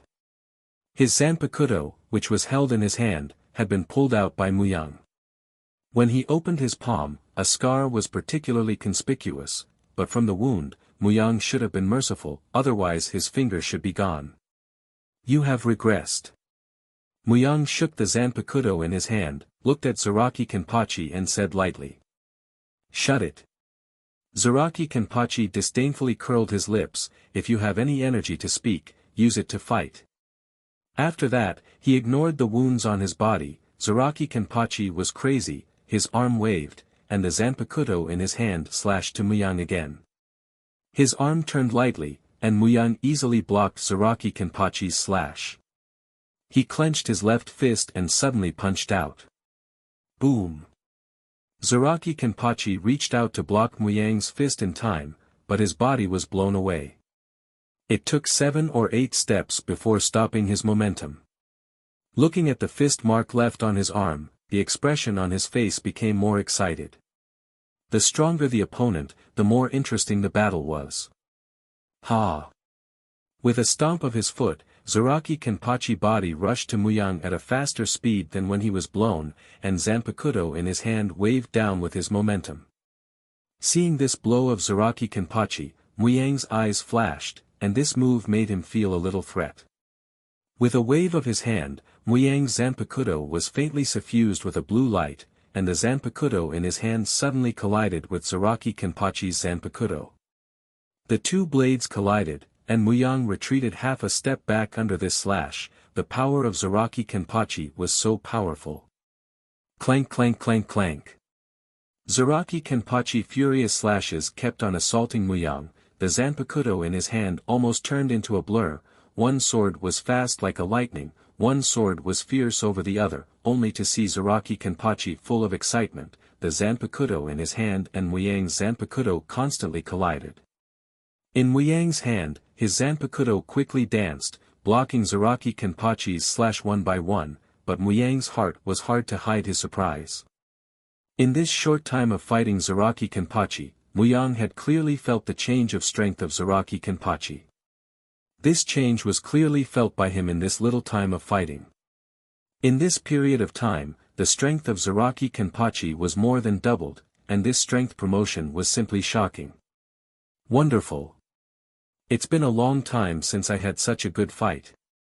Zaraki Kenpachi roared, the madness on his face was even more, and an even stronger Ryoryoku suddenly burst out from his body and poured into his Zanpakuto, and then his Zanpakuto with a terrifying momentum slammed down. Feeling Ryoryoku on Zaraki Kenpachi's Zanpakuto, Muyang's face changed slightly. This kind of Ryoryoku, such a slash, even he could not easily take it. Muyang stretched out his left hand and held Zanpakuto with both hands. His feet moved slightly, his body slightly heavy. In his hand, his Zanpakuto drew a gorgeous line and collided with Zaraki Kenpachi's slash. Rumble. The golden and green light shone and lit up the sky. The residents in the Kusajishi area looked up at the sky that suddenly changed color. There was a flash of fear in their eyes, and then their bodies shrank to the corner. And at the moment when Ryoryoku burst out all over Zaraki Kenpachi's body, Kusajishi Ichiru had already retreated quickly. At this time, seeing the terrible scene of the collision between the two people, Kusajishi Ichiru jumped a few more times and left the center of their battle far away. I lost again. Zaraki Kenpachi glanced at his Zanpakuto who was cut off, his face flashed a trace of loneliness, and then his face showed a smile again, looking at Muyang and said, however, I will definitely defeat you next time. Muyang chuckled. He flipped his arm and sheathed his sword. He quietly looked at Zaraki Kenpachi without saying a word. Speak, why are you looking for me? Zaraki Kenpachi took a few steps back and found a stone to sit down. He looked at Muyang and said. Oh. How did you know that I came to find you?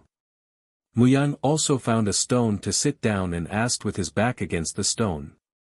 You are wearing the captain's clothes. The captain of the Godai 13 specially came to Zaraki district. I don't think it is just to fight with me. Or are you here to suppress me for the sake of Soul Society's peace? Zaraki Kenpachi pointed to Muyang's clothes. Ken-chan. A small figure jumped over like a butterfly, fell on Zaraki Kenpachi's shoulder, grabbed Zaraki Kenpachi's hair, and blinked a pair of big eyes at Muyang. Ken-chan. Although he knew in his heart, Muyang still pretended to look at Zaraki Kenpachi with a puzzled look. I am now called Kenpachi, Zaraki Kenpachi. Zaraki Kenpachi glanced at Muyang. I remember that you called that before. Ah haha, is that so? Muyang's eyes turned around. At that time, he accidentally slipped. He didn't expect that after more than 100 years, this guy still remembered. Your eyes are wandering, are you thinking about something strange, Shiro-chan? Just as Muyang was thinking about it, Kusajishi Yachiru, who was lying on Zaraki Kenpachi's shoulder, suddenly opened her mouth and the voice of the little loli was very cute. Shiro-chan. Chur Hitsugaya. He should not be born now, how can he appear here? Muyang looked up and glanced around. Sure enough, there was no one, and then his eyes turned to Yachiru, who was lying on Zaraki Kenpachi's shoulder. Yachiru, how can there be Shiro-chan here? Isn't Shiro-chan you? Yachiru opened her big eyes and pointed to Muyang, who was wearing the white clothes outside. Do you see the white clothes you are wearing? I will call you Shiro-chan. Me? Shiro-chan. Hearing the explanation of Yachiru, Muyang was so shocked that he almost spat out a mouthful of blood. Shiro-chan, what's wrong with you? You look so pale. Yachiru stared at Muyang with her big round eyes, looking worried. My name is Muyang. Don't call me Shiro-chan. Looking at the cute little loli, Muyang really didn't know how to deal with her, so he could only bitterly correct her. I think Shiro-chan is more pleasant to say.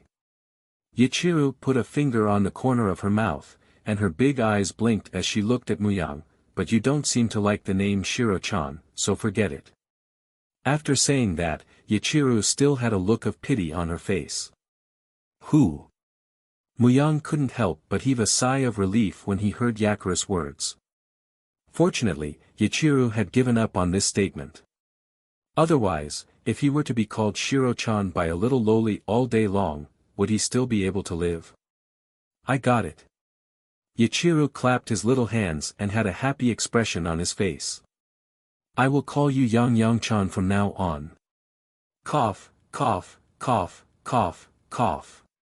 When he heard Yachiru, Muyang finally couldn't hold back and coughed violently. When she heard Muyang cough, Yachiru looked at him strangely and said in distress, Yang-chan is no good either. Why don't I call you Kima-chan? Kitchen. Hearing the various names that came out from Yachiru, Muyang was sweating profusely. These names were really strange. He hurriedly interrupted, Stop, stop, stop, let's just be the first one. The first one, you must be talking about Kairo-chan. I also think Shiro-chan is the best. No, no. Then who is it? Yachiru counted on her fingers as she pondered. Alright, Yachiru, stop messing around. Kenpachi really couldn't take it anymore and said. Oh right, let's call you Yang-chan. Muyang was in tears. It was not easy for him to call himself Yang-chan. What a ride this day was, from Sister Hikifune getting promoted, fighting with Zaraki Kenpachi, and in the end, little loli gave me a strange nicknames. Say, what are you looking for me for? Hearing Zaraki Kenpachi's question, the look on Muyang's face changed, and his eyes stared at Zaraki Kenpachi without blinking and said, although I don't know the reason, you seem to know a lot about the things in Seriidii, then you should know the meaning behind the two words Kenpachi. Zaraki Kenpachi was stunned and looked up at Muyang. Muyang also looked dead straight to Zaraki Kenpachi. No one knew what they were thinking. Feeling the strange atmosphere, Yachiru lay on Zaraki Kenpachi's shoulder and said nothing, just a pair of big eyes curiously looked back and forth between Muyang and Zaraki Kenpachi. After a long time, Zaraki Kenpachi turned his eyes and curled his lips. "What do you want?" Muyang smiled and stood up, shaking his haori. "I think you will be very suitable to wear this dress." "Huh?" Another disdainful sneer, but Zaraki Kenpachi had already stood up from the ground and pulled a piece of rag to wrap his body. Suddenly, Zaraki Kenpachi seemed to think of something and turned to look at Muyang and said, "There are many powerful guys in Siriidii." "Of course. Are they all as strong as you?" "There are others stronger than me. It will be very enjoyable to cut." Zaraki Kenpachi seems to be excited again. Fighting is his life's goal. As long as he can fight with powerful people, he will feel extremely happy. Even just imagining that he can fight with many powerful guys like Muyang, it has already made him feel excited. "Let's go." As Zaraki Kenpachi said that, he had already stepped forward, urging Muyang to lead the way. "Ken-chan, where are we going?" "Go to Siriidii, Godii 13. Zaraki Kenpachi looked at the direction of Siriidii and could not help but think of a person's figure in his mind. The person who made him feel the joy of fighting for the first time, the person who made him excited in the battle to lose himself. Seeing Zaraki Kenpachi leave, Muyang was also stunned.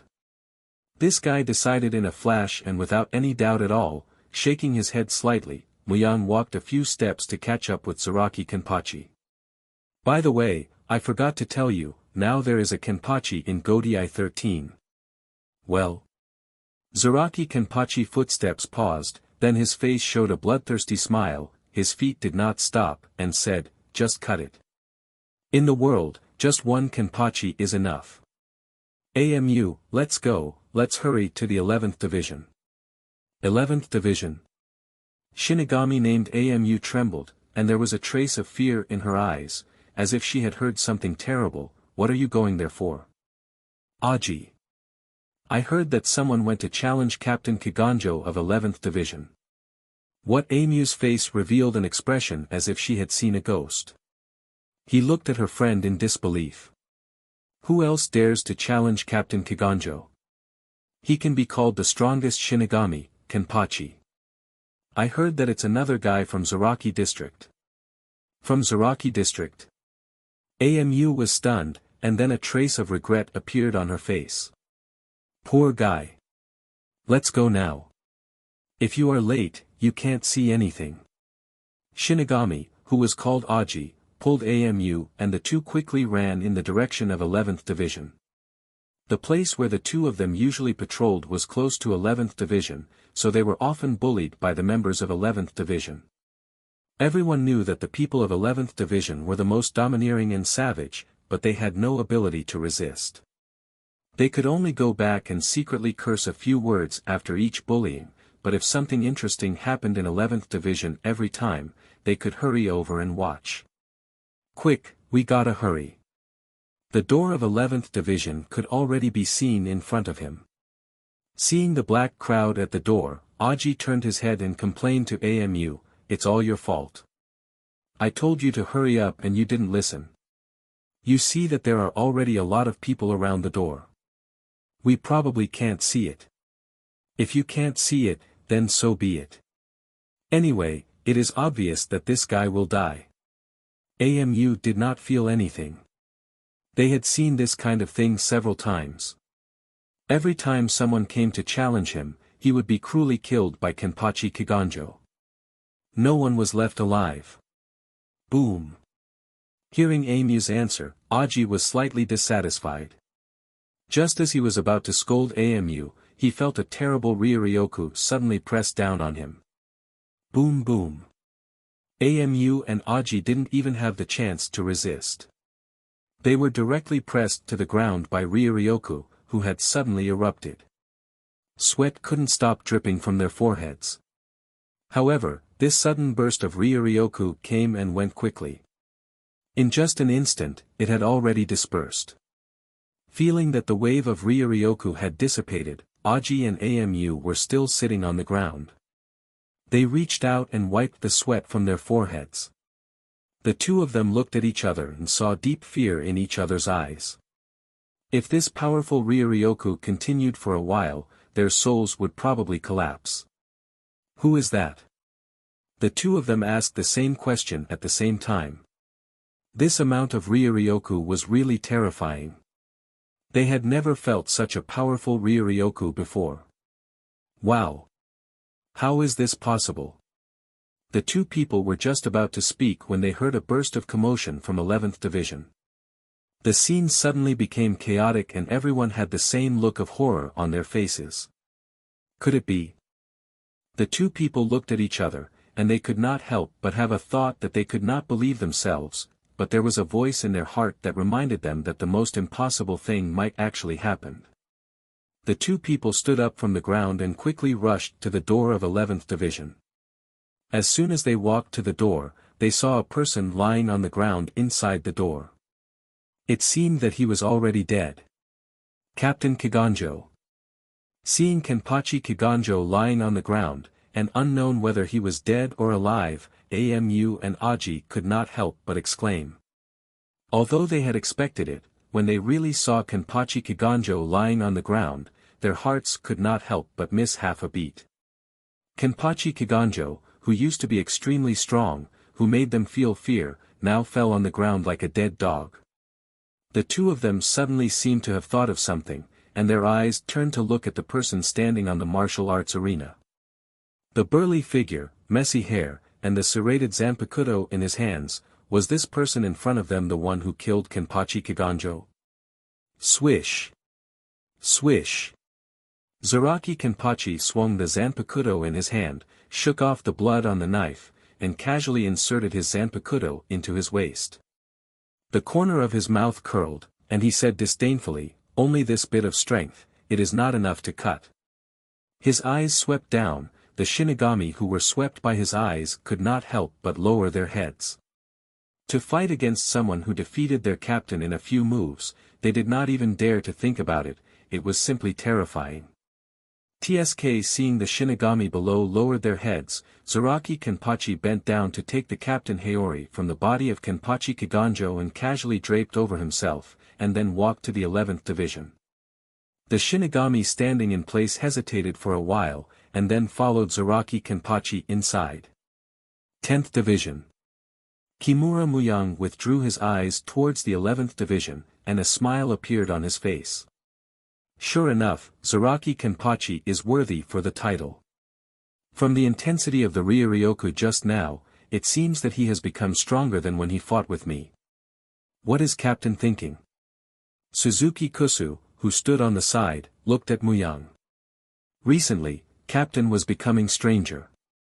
What he did always made her unable to guess what he's going to do next and what is his goal. The captain of Godii 13 has frequently changed recently, which has caused some uneasiness among members. The previous restlessness has not subsided, and now Captain brought back such a person from Rukongai, casually joined Godii 13 after killing the 11th Division captain. What are you thinking? Why do I feel that the distance between us is getting farther and farther? Looking at Muyang, Suzuki Kusu couldn't help but clench her fists. The bad feeling in her heart grew stronger and stronger. 4th Division. Unohana Retsu stood quietly at the window and looked at the direction of 11th Division, not knowing what she was thinking. Captain. What happened?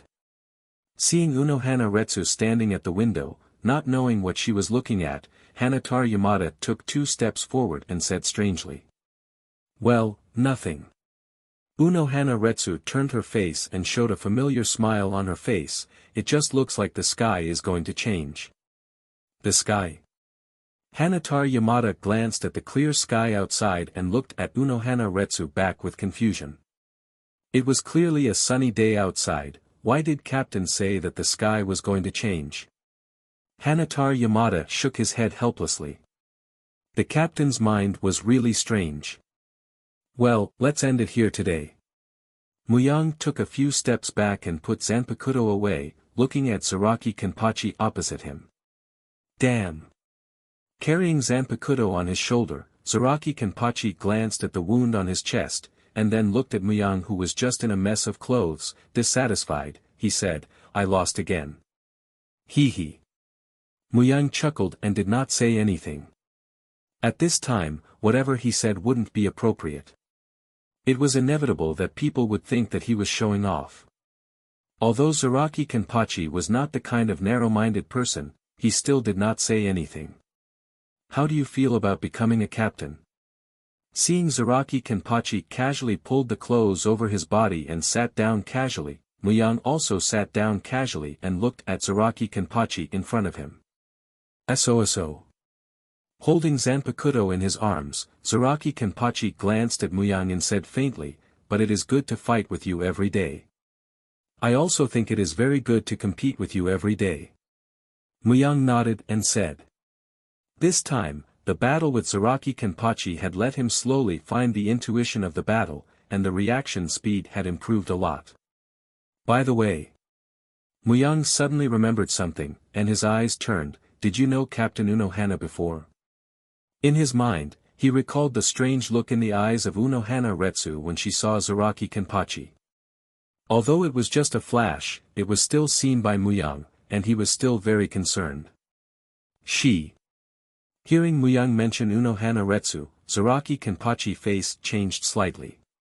He did not know what he thought of, a look of wanting to say something. This expression was very rare on Zaraki Kenpachi's face. "Forget it, you don't need to answer." Muyang waved his hand. It seems that this matter involves Zaraki Kenpachi's secret. Everyone has something that he buried deep in his heart and does not want to say. Since he has something difficult to say, forget it. "Well then, I am leaving." Muyang stood up, patted his clothes, tidied up his appearance, and then waved goodbye to Zaraki Kenpachi. "About the young master of the Kachiki family, teach him well. I heard he seems to be a rare genius." Seeing Muyang tidy up his clothes, Zaraki Kenpachi asked. "Yes." Muyang looked at Zaraki Kenpachi strangely, "But when are you interested in these things?" "I am only interested in whether that kid can withstand my slash." Zaraki Kenpachi's corner of the mouth outlined a bloodthirsty smile and looked up. Muyang held his forehead with his hand. "You wait for a few years. When he grows up, he should be able to have a good fight with you. I am also looking forward to it." Muyang waved his hand and slowly shook the door of 11th Division, then walked in the direction of the Kachiki family. However, why did it seem like Kenpachi and Unohana had known each other for a long time? He had always been staying in Rukongai. As for Unohana, she had been a captain for at least hundreds of years. It was reasonable to say that there should not be any connection between them. Could it be? Muyang stopped. Did Unohana know Kenpachi before she became a captain? Muyang shook his head. If that was the case, did Kenpachi also have hundreds of years of life? What was wrong with this world? Even he, a transmigrator, could not understand it. Was this still the world of Shinigami that I was familiar with? Why did it seem like there were many things I did not know? A place suddenly flashed through his mind. That place had nothing to do with Shinigami's will. It was mandatory to collect and record all of Soul Society's information. That was the Great Spirit Book Corridor. Perhaps he should go to that place to take a look. He should be able to find some secret information there and solve the doubts in his heart. However, that place was not a place that anyone could go to. Without the permission of the Central 46, it would be troublesome to go there. What a headache. Muyang helplessly rubbed his head. It was really a troublesome matter. Yo, Byakuya boy, it seems that your Shuinpa is still not practiced to the max. Shut it, you demon cat, stop provoking me. Just you wait, someday I will surpass you, in the name of the next generation of the Kachiki family head. Muyang looked up from meditation and saw the scene in front of him. He could not help but laugh. Yoruchi came to tease Byakuya. He saw that in front of him, Yoruchi stood on a tree, one hand holding the trunk, the other hand holding a hairband, shaking it in her hand, and her face showed a teasing expression as she looked at a young man in white not far away with a teasing smile. Kuchiki Byakuya was still a handsome and sunny teenager at this time, and it was impossible to see the appearance of the icy mountain face in the future. At this time, Byakuya's eyebrows kept jumping. A fist was clenched in front of his chest. Looking at Yoruchi standing on the tree with her hair band and laughing at him, his eyes burned with anger. Yo, the two of you are really full of energy. Seeing the tense atmosphere between the two of them, Muyang slowly walked over and said. Teacher Kimura. Seeing Muyang walking over, Byakuya had a look of surprise on his face. Even Yoruchi, who was standing on the tree, was ignored by him. Kimura.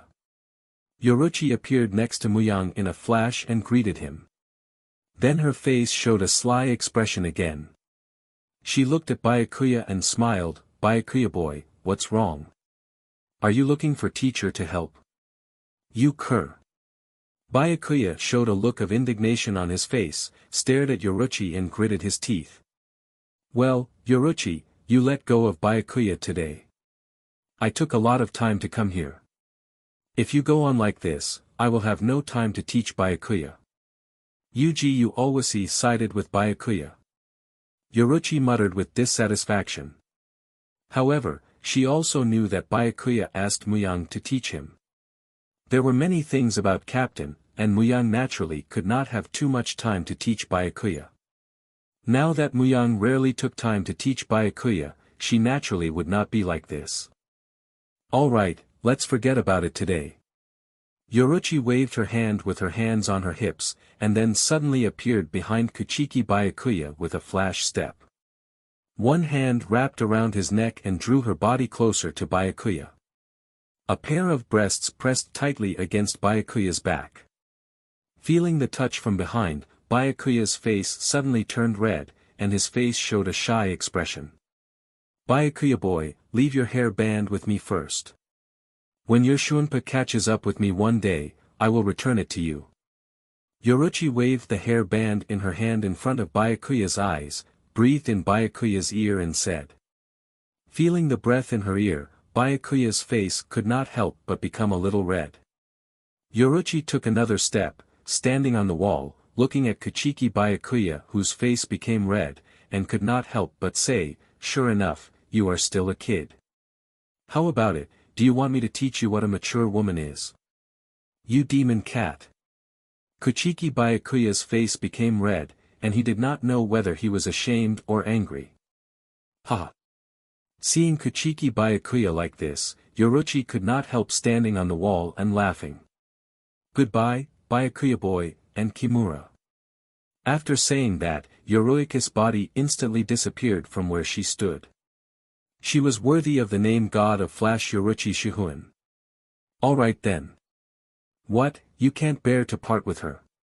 Seeing that Byakuya was still staring at the wall that Yoruchi was standing on, Muyang could not help but tease. No, no. Teacher, why did you say that? Byakuya came back to his senses and his face turned red again. I was just joking with you. Muyang waved his hand. As for you, how have you been practicing the art of cutting? I wonder if you have made any progress. Teacher, I haven't relaxed at all during this period of time. You will be surprised. Hearing Muyang mention his own cutting skill, Kuchiki Byakuya quickly put down the previous thing, his face showed a proud look, a look of eagerness. Then let me see your results during this period of time.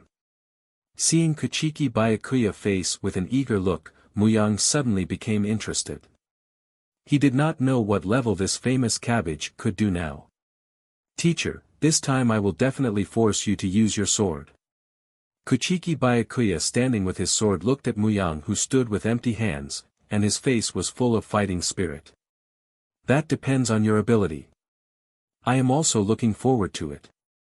Looking at Kuchiki Byakuya who was full of fighting spirit, Muyang smiled faintly. Although he suppressed his strength, it was not possible for Byakuya to make him pull his sword. In the end, Kuchiki Byakuya still failed to force Muyang to pull out his sword. Although the strength of this cabbage in the future is outstanding, now he is still too tender. The life in Siriidii was as calm as ever. Everyone was busy with their own things. Muyang's life also returned to its monotonous activities. Every day, he would deal with the team affairs, and then go to 11th Division to find Kenpachi to fight. After a period of time, he would go to the Kuchiki family to teach the Tsundere cabbage. Time passed by inadvertently, until one day. Kimura, you stood me up again. Muyang raised his head from the table and looked at Aranmaru Shirshin, who was sitting opposite him with a bad face, and asked strangely, "What's wrong with you again? Didn't I already return the wine money from last time to you? You still have the nerve to say that? Didn't you say that you were going to the school to teach some students for me?" "Huh? Didn't I already go there? I took the time out of my busy schedule to go to the school to teach that group of kids." Muyang looked at Aranmaru Shirshin in surprise. "You still have the nerve to say it? Do you think I want you to teach some theories in books?" Aranmaru Shirshin looked at Muyang with dissatisfaction.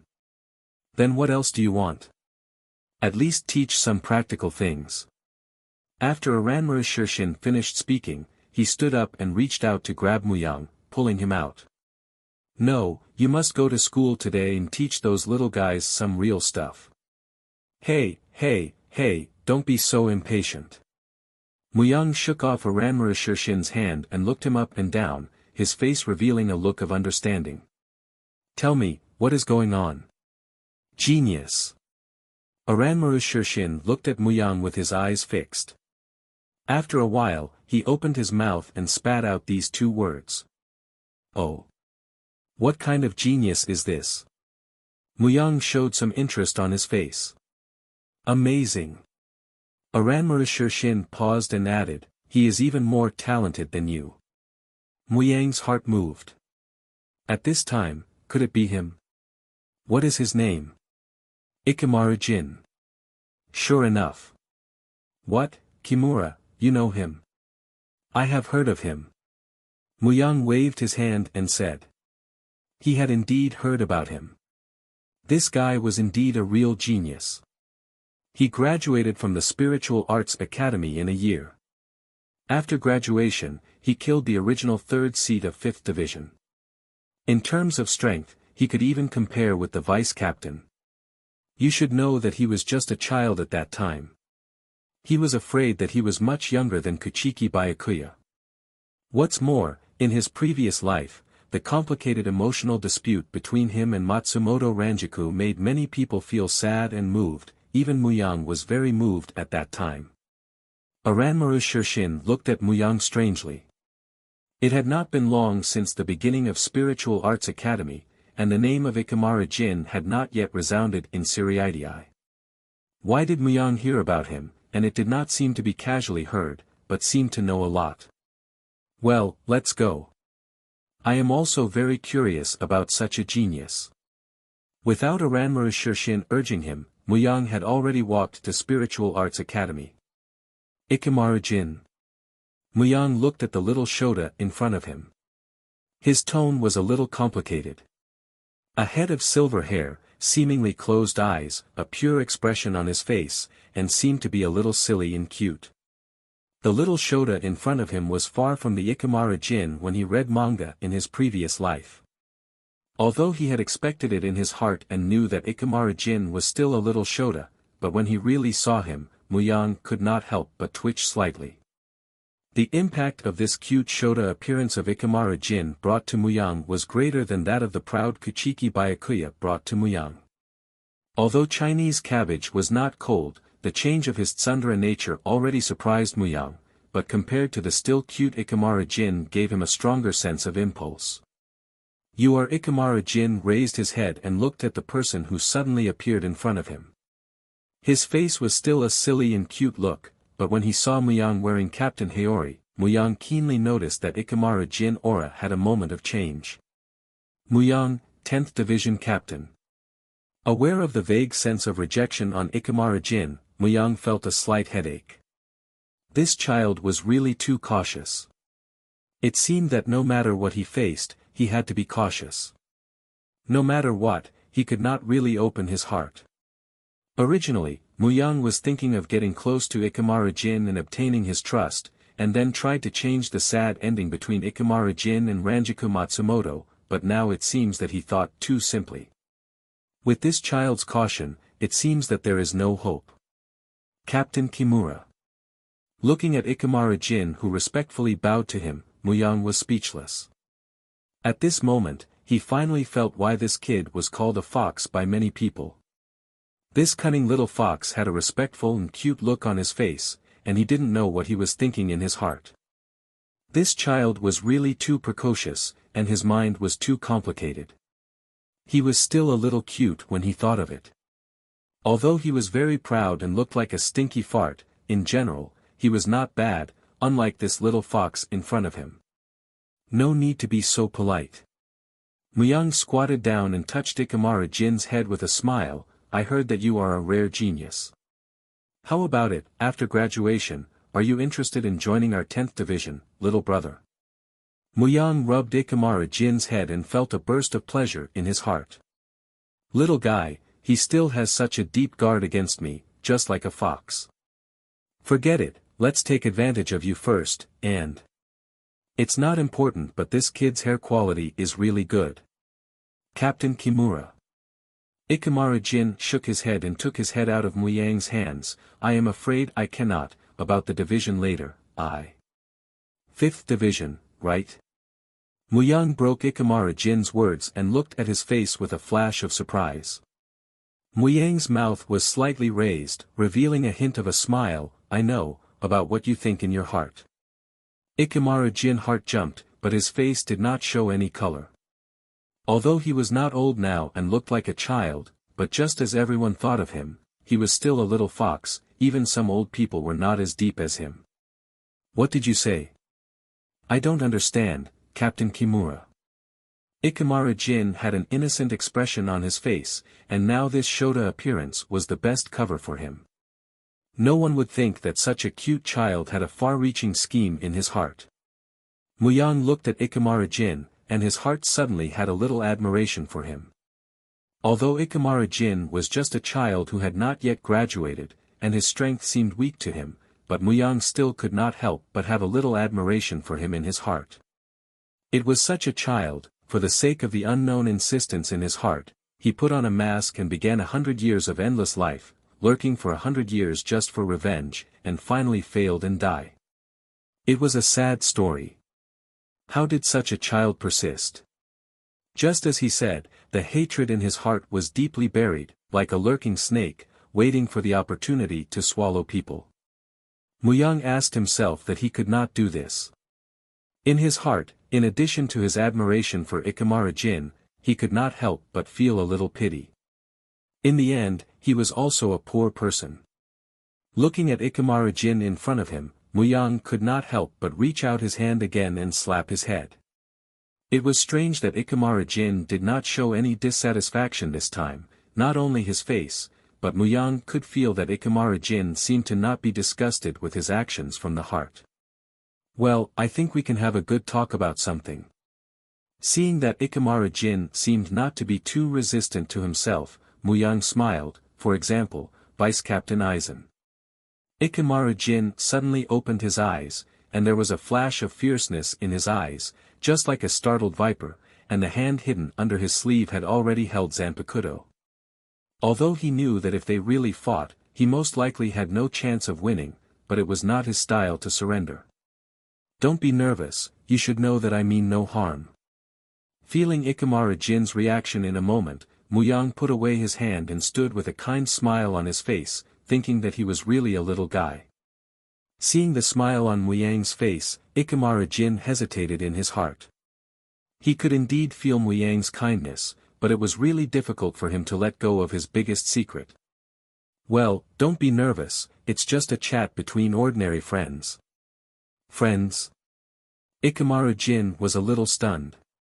Of course.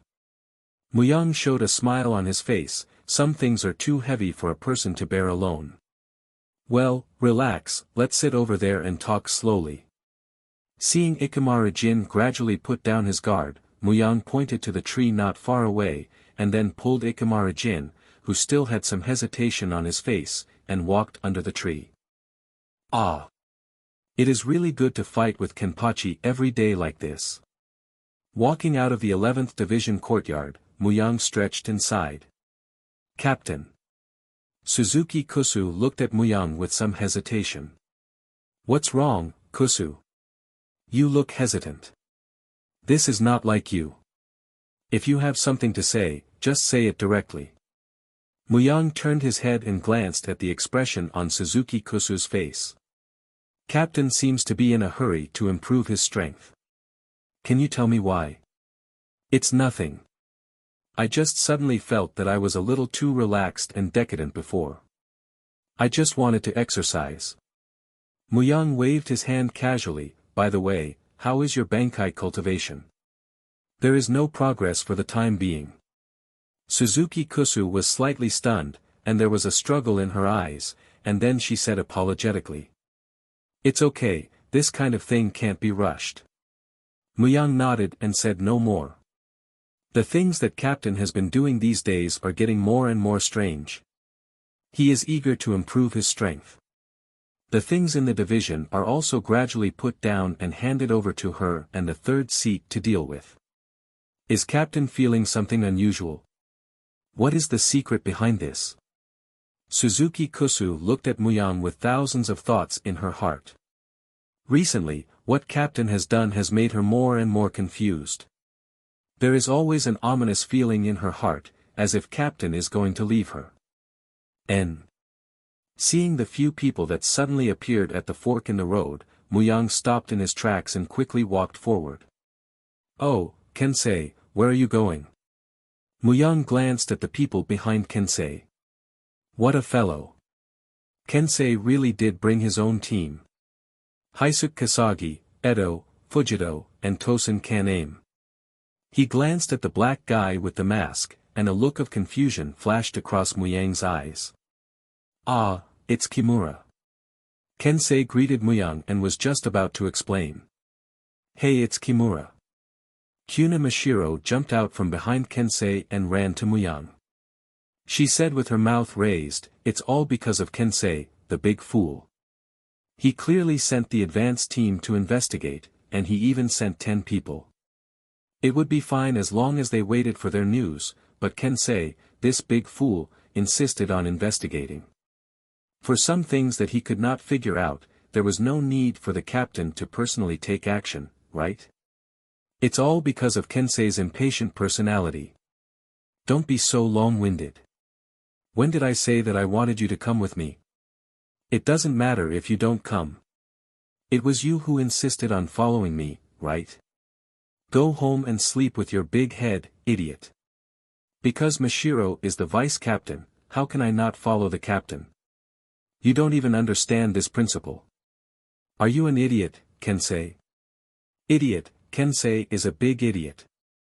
Kensei's eyebrows jumped, and he was about to burst with anger. Hey, don't be angry. Kensei, hasn't Mashiro always been like this? You should be used to it. Muyang pulled Kensei, who was about to go berserk because of her, and asked, by the way, I still don't know what is going on. Why do you need to take me to investigate? Ah, you should have heard about it.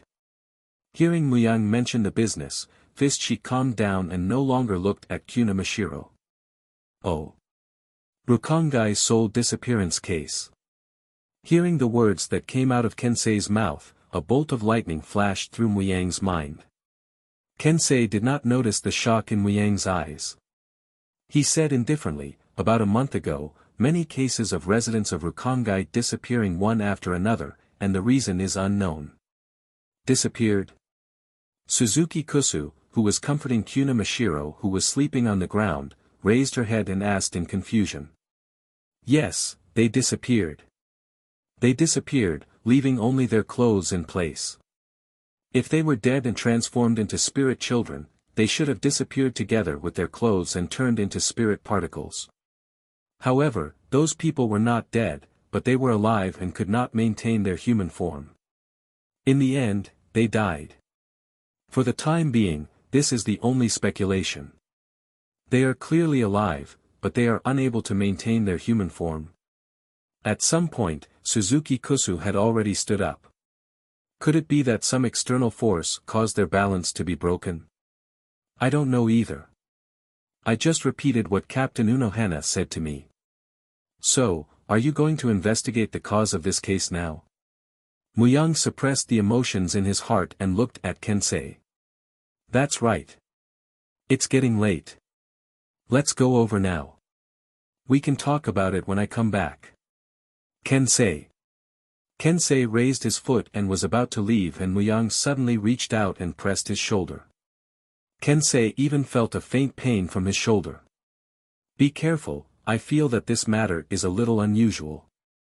Muyang met the puzzled gaze of Kensei and said with a heavy tone. I know, don't worry.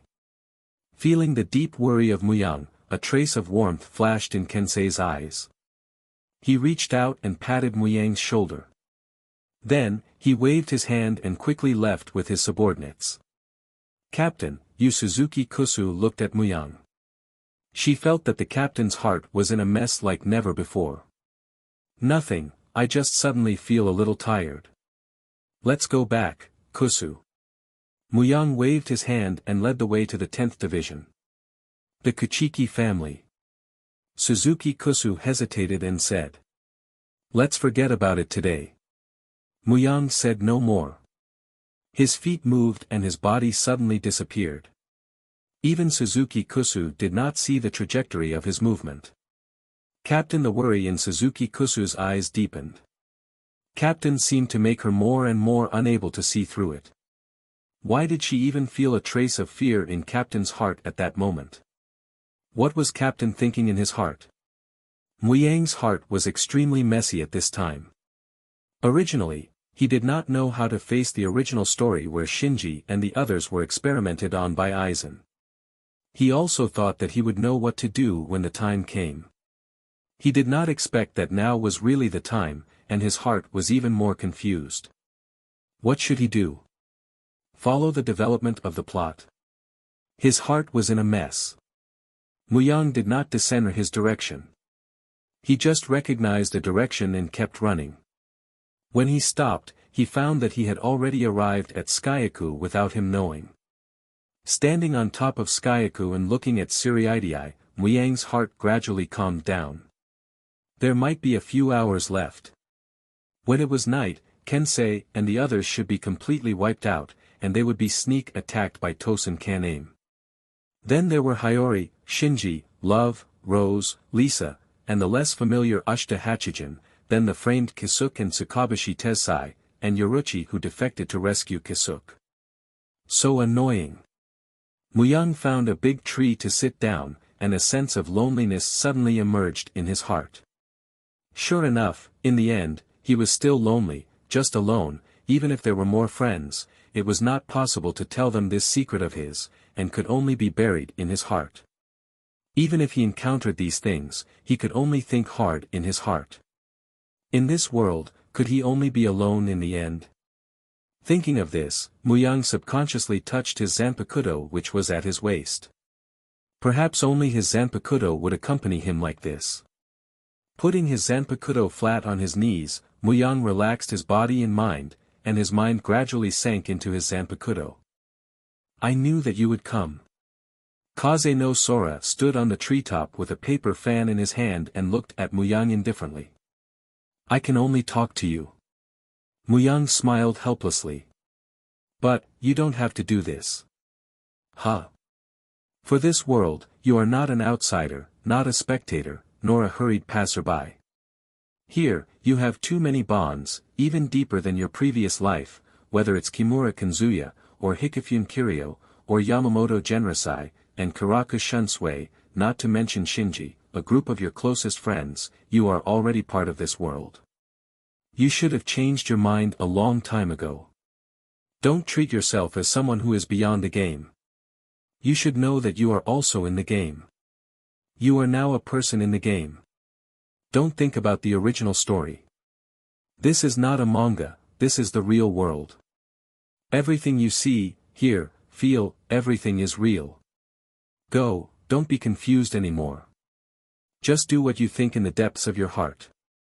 You are Kimura Muyang, captain of Godai 13, and no longer he Muyang. Muyang was shocked. He slowly retreated from the inner world and opened his eyes. There was no longer a trace of confusion in his eyes, full of determination he leaped. Bang bang bang bang bang. Emergency call, captain of each team, please immediately gather at 1st Division building. There is an abnormal situation in 9th Division, 6th Division Captain Yuguruma Kensei, and Vice Captain Kuna Mashiro Ryuryoku reaction disappeared, and this is an emergency meeting of the captain. What? Hearing the sudden sound, Muyang was shocked, only then did he notice that it was already late, a crescent moon hanging in the sky looked a bit strange. I repeat, captain of each team, please immediately gather at 1st Division building. Damn, it actually happened. Muyang did not have time to think, he stamped his foot, his figure flashed in the air, and in the blink of an eye, he arrived at 1st Division building. Kimura. Yes, Kuraku. Don't be too nervous. Maybe things haven't reached that point yet. There may be other situations on the side of Captain Kensei's team. Kuraku Shunsui saw the heaviness on Muyang's face and tried to calm him down. Although he knew that since such a notice was issued, then something really happened to Captain Yuguruma Kensei and Kuna Mashiro. However, he also knew that the relationship between Muyang and him was very good. At this time, Muyang must be very worried, so he could only comfort him like this. Yes. Muyang nodded, but his face did not relax at all. Although he knew that in the end, Kensei and the others did not die, and because they could hollowfy and increase their strength, it was hard to guarantee that there would be no butterfly effect because of his arrival, resulting in some things that he did not want to see happen. Shinji. Let's go in first. The people are almost here. Captain Commander should also be here. In a short time of a few words, all the captains had arrived. After all, the information in the notice was too shocking. A captain and a deputy captain Ryuryoku's reaction suddenly disappeared, and they did not feel the slightest situation. They could not help but be anxious. Therefore, when they heard the order, the captains put down all the things at hand and quickly rushed to 1st Division. Seeing that the captains were almost here, Yamamoto Genryusai directly stepped into the topic. This time was the most serious thing in the past 100 years. According to the camp report of 9th Division on the front line, the captain of the team in the night camp, Yuguruma Kensei's, and his vice-captains Ryuryoku disappeared. The reason is unknown. This is one of the worst situations that we can predict. Until yesterday, this case can only be regarded as an ordinary case in Rukongai. Now it has become a case that trampled on the dignity of Godai 13 and must be solved quickly. Therefore, I'm sending 5 captain level from here. Please rush to the crime scene immediately. Schwa. He came too slowly, Kisuk. Muyang glanced at Kisuk, whose face was covered with anxiety and sweat. He could not help but sigh in his heart. Please let me go. Kisuk took a breath and looked up at Yamamoto Genryusai, his eyes full of sincerity. No. Yamamoto Genryusai eyes opened and said without permission. My vice-captain is now rushing to the scene, and I. Kisuk. Yoruchi put her hands on her hips and shouted, waking Kisuk from his worry. Behave yourself. You chose your adjutant to go to the scene, right? Don't you understand that your panic is also an insult to her? Seeing Kisuk, who was woken up by Yoruchi and stayed in the same place in a daze, Muyang sighed. At the beginning, he was also confused. According to his experience as captain for more than 100 years, he should not be so flustered when encountering such a thing. It was just that he was confused because of concern, and he did not expect that the time was so fast that he did not even have the time to prepare. Taking 2 steps forward, Muyang pulled Kisuk, who was standing in the same place, and said, well, don't stand here foolishly. Come and line up and stand first. Let's listen to the captain's arrangements. I will continue seeing Kisuke standing in his place. Yamamoto Genryusai turned his head and continued to arrange. 3rd Division Captain Torabashi RJR, 5th Division Captain Hirako Shinji, 7th Division Captain Aikawa Love. The above 3 will immediately go to the crime scene. 2nd Division Captain Shihoin Yoruchi is on standby before other orders are issued. 6th Division Captain Jinrei Kuchiki, 8th Division Captain Kuraku Shunsui, 11th Division Captain Zaraki Kenpachi, 13th Division Captain Sure Yukitake, appeal to 4 people in charge of guarding Siriidii. 4th Division Captain Uno Hanaretsu, prepare in advance for the treatment needed when the wounded are transported back. Stay in the comprehensive rescue mission room. Please wait a moment, Captain Commander. If you consider the possibility of treatment for the wounded, I think the person should go to the scene. The situation is not yet clear. There is no reason for the head of the treatment department to personally go. I will let others replace you to the scene. Old man Yama, are you talking about me? My medical Kido is also good. Muyang suddenly interrupted. Shut up, it has nothing to do with you. Hey, why didn't you arrange a task for me? Your 10th Division is responsible for the patrols in the Siriidii. In this situation, you have to pay attention to the security of the area. If there is an emergency, you still need the alarm documents signed by 10th Division and 1st Division. Do you want me to tell you these things again? Yamamoto Genryusai glared at Muyang and then looked at the door of the conference room. Come in. Is it Tsukabashi Tessai? He has not shown his face for a long time. Looking at the 2 people who appeared at the door, Sure Yukitake said with surprise. It seems that the situation is really serious. Kuraku Shunsui's eyes under the bamboo hat glanced at the 2 people at the door and murmured. The words are passed on. I hope you 2 go to the crime scene. Yamamoto Genryusai looked at the 2 people at the door and said in a deep voice. Understood. Hey, old Yamamoto. Kuraku Shunsui glanced at Urahara Kisuke, who lost his mind and suddenly took action to interrupt Yamamoto Genryusai. Huh? The captain commander opened his eyes slightly and looked at Kuraku Shunsui. Oh, sorry, I said, everything on the front line is still unknown.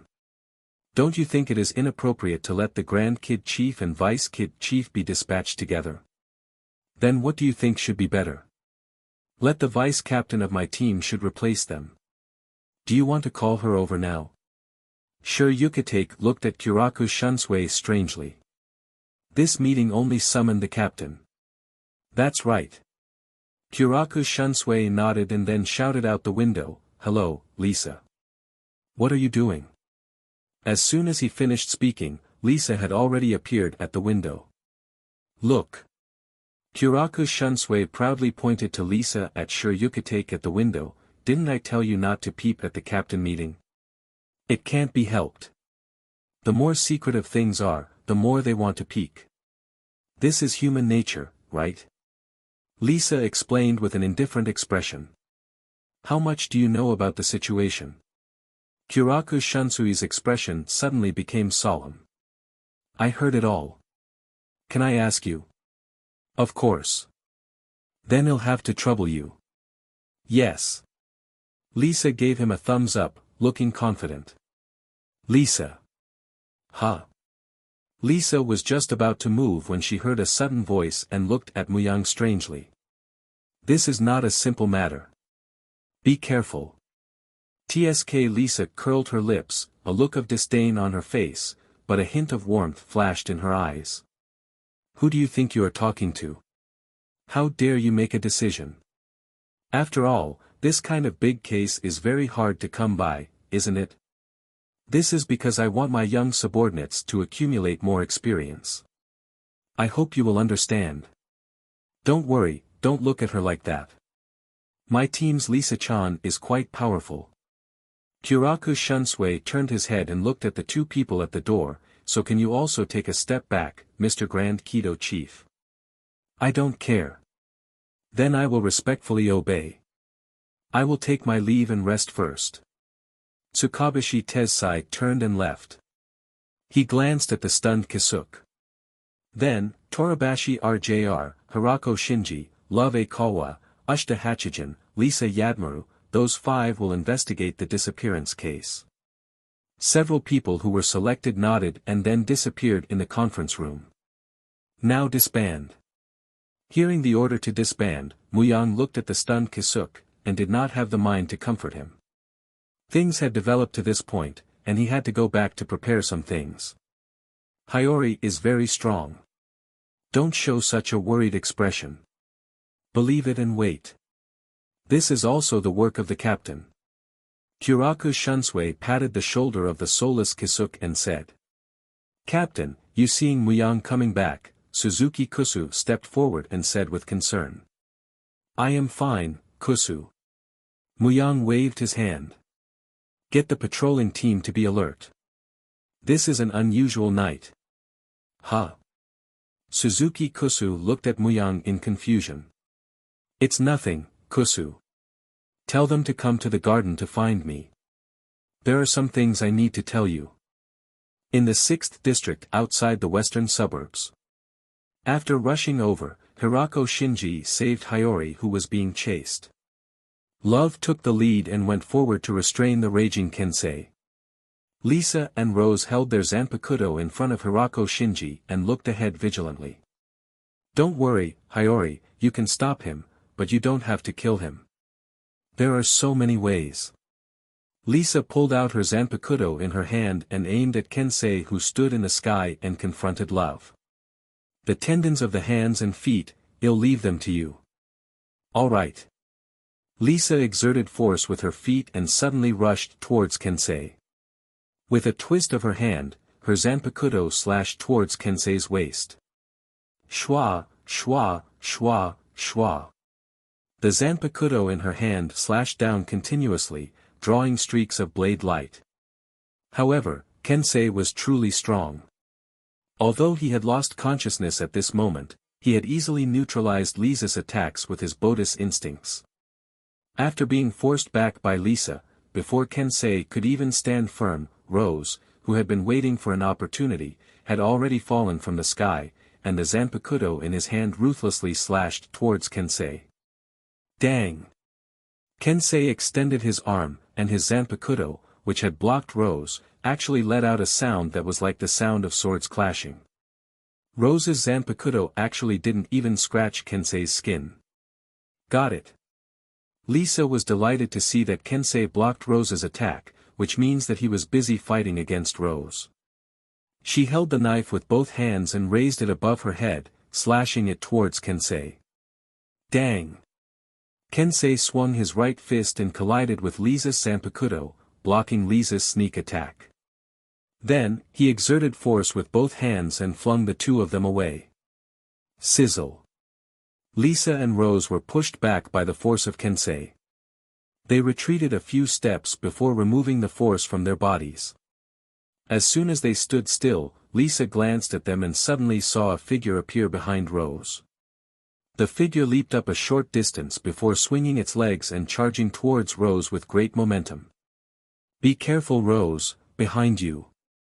Lisa's pupils contracted as a hint of horror flashed in her eyes. Before Lisa could finish her sentence, before Rose could even react, Kuna Mashiro, who had fallen from the sky, had already kicked the defenseless Rose on the head. Bang! Rose did not react at all. He was directly smashed by Mashiro's leg and crashed to the ground. Rose! Lisa looked worriedly at Rose, who was lying on the ground, dead or alive. However, it was not the time to be distracted when the enemy was in front of them. She looked up at the person who ambushed Rose. Lisa's eyes narrowed. That outfit was Mashiro. Hirako Shinji held Hiyori in his arms and was alert. He looked at the figure in the sky with a hint of uncertainty in his tone. Mashiro turned in the air, tapped her feet, and her body suddenly accelerated, rushing toward Shinji with a burst of air explosion. Shinji's eyes narrowed. His Zanpakuto crossed his arms in front of his chest and focused. Holding the injured Hiyori, he could only use one hand to block the attack from Mashiro. Boom! Mashiro's leg collided with Zanpakuto in Shinji's hand, causing a violent collision. With a dazzling light flashing, the ground under Shinji's feet immediately shattered. Damn it! Whether it was Ryuryoku or her physical strength, both of them had increased a lot. With his strength, it was a little difficult for him to block Mashiro's attack while holding Hiyori without exerting any strength. He swung his right arm and repelled Mashiro. Hirako Shinji had not yet recovered. I, who was thrown away, had rushed up again with the force of the back kick. He attacked Hirako Shinji again and again. The chain of attacks even made Hirako Shinji feel breathless. He had no time to fight back. Shinji, put me down quickly. Seeing that Hirako Shinji was struggling to resist Mashiro's attack, Hiyori could not help but say. If she was put down, with her strength, she would not be in such a sorry state. Idiot, stop talking nonsense. Be careful of biting your tongue. Hirako Shinji stared at the front, and Zanpakuto in his hand kept blocking the attack of Kuna Mashiro. In this situation, if Hiyori was put down, looking at the injuries of Hiyori, she would definitely die. Ah! Just as Hirako Shinji was talking and he could not help but be distracted. Kuna Mashiro kicked his Zanpakuto to the side, and then raised her other foot high, and then suddenly chopped down on Hirako Shinji's face. Gokteken. Just as Hirako Shinji was shocked, a voice sounded from behind them, and then 5 huge iron pillars fell from the sky, and Mashiro who was about to attack was pressed to the ground. Everyone runs so fast. There was Ashoda Hachijin gasping for breath, and there was still some sweat on his face. Hachijin. Hirako Shinji looked at Ashoda Hachijin who hurried over. If not for him, he would never have been able to escape from that blow. Even if he could take that blow, with Hiyori's injured body, he was afraid that it would not be good. Fortunately, I caught up. There was Ashoda Hachijin gasping for breath, and then he opened his mouth to say, and it was difficult for him. With such a huge body, his Shuunpa was naturally inferior to others. After a sigh of relief, Ashoda Hachijin looked up at Kensei, who was confronting Love in the sky, and stretched out his arm, Baikut number 63, Seijo Sabaku. A golden chain appeared out of thin air, tightly bound to the unprepared Kensei, and the bound Kensei suddenly fell from the air. Captain Shinji, what is going on here? Seeing that the situation was temporarily under control, Ashoda Hachijin turned his face to look at Hirako Shinji. Why did Mr. Kensei and the others? Halfway through his words, Ashoda Hachijin stopped and looked at Kensei who slowly stood up with a horrified face. The golden chain that was tied to him was about to break under the struggle of Kensei. How can it be that the level 60 Baikut be broken with only brute force? 10th Division, Back Garden. Captain. After Muyang's entrustment, Suzuki Kusu walked to the back garden of 10th Division, but her heart couldn't help feeling a little heavy. The captain gave her a strange feeling this evening, and the atmosphere tonight, she always felt a strange fear. Well. Muyang responded softly and did not say much. He just looked at the crescent moon in the sky. The moon seemed to be very beautiful tonight. It was a crescent moon, bright and clear. Although it was still the beginning of the month and it was only a crescent moon, it was especially bright. The moonlight scattered on the ground, and for some reason, there was a sense of desolation. Captain. Muyang just looked at the moon in the sky, and his eyes revealed a trace of sadness. Seeing Muyang's eyes, Suzuki Kusu did not know why her heart trembled. Oh, Kusu, you are here. Muyang seemed to have just seen Suzuki Kusu. He turned to greet her and pointed to the seat next to him. Come and sit down. Don't stand there. Suzuki Kusu hesitated for a moment and then sat next to Muyang. Her body unconsciously leaned toward Muyang, as if she could draw warmth from there. Hey, Kusu, you have been with me for more than 100 years. Yes. Suzuki Kusu gently nodded her head. Unknowingly, more than 100 years had passed. Time flies. Muyang sighed and sighed. Why did the captain suddenly the uneasiness in Suzuki Kusu's heart was getting stronger and stronger. I originally wanted to wait until you learned Bankai. Now it seems that there is not enough time. What time is not enough? Suzuki Kusu's heart jumped. She only felt that she seemed to be getting closer and closer to the truth. Perhaps the captain was going to say what she had been deeply buried in his heart. The thing that had always troubled the captain, but for some reason, Suzuki Kusu was not happy at all. Instead, there was a trace of panic. The 12th Division. Kisuke put on his specially made coat that could completely block Ryuryoku. He buried his head and slowly walked to the place where the case was. You really made something strange.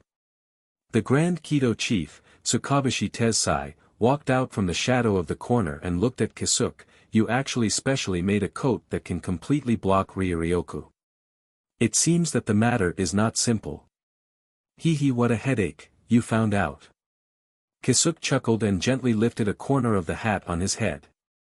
His face revealed a helpless expression as he said with a smile. You are going to save someone, right? When I saw your reaction at the captain meeting, I had a hunch that things would develop like this. Man, you're so sharp. We used to work in His Highness Euroicus mansion.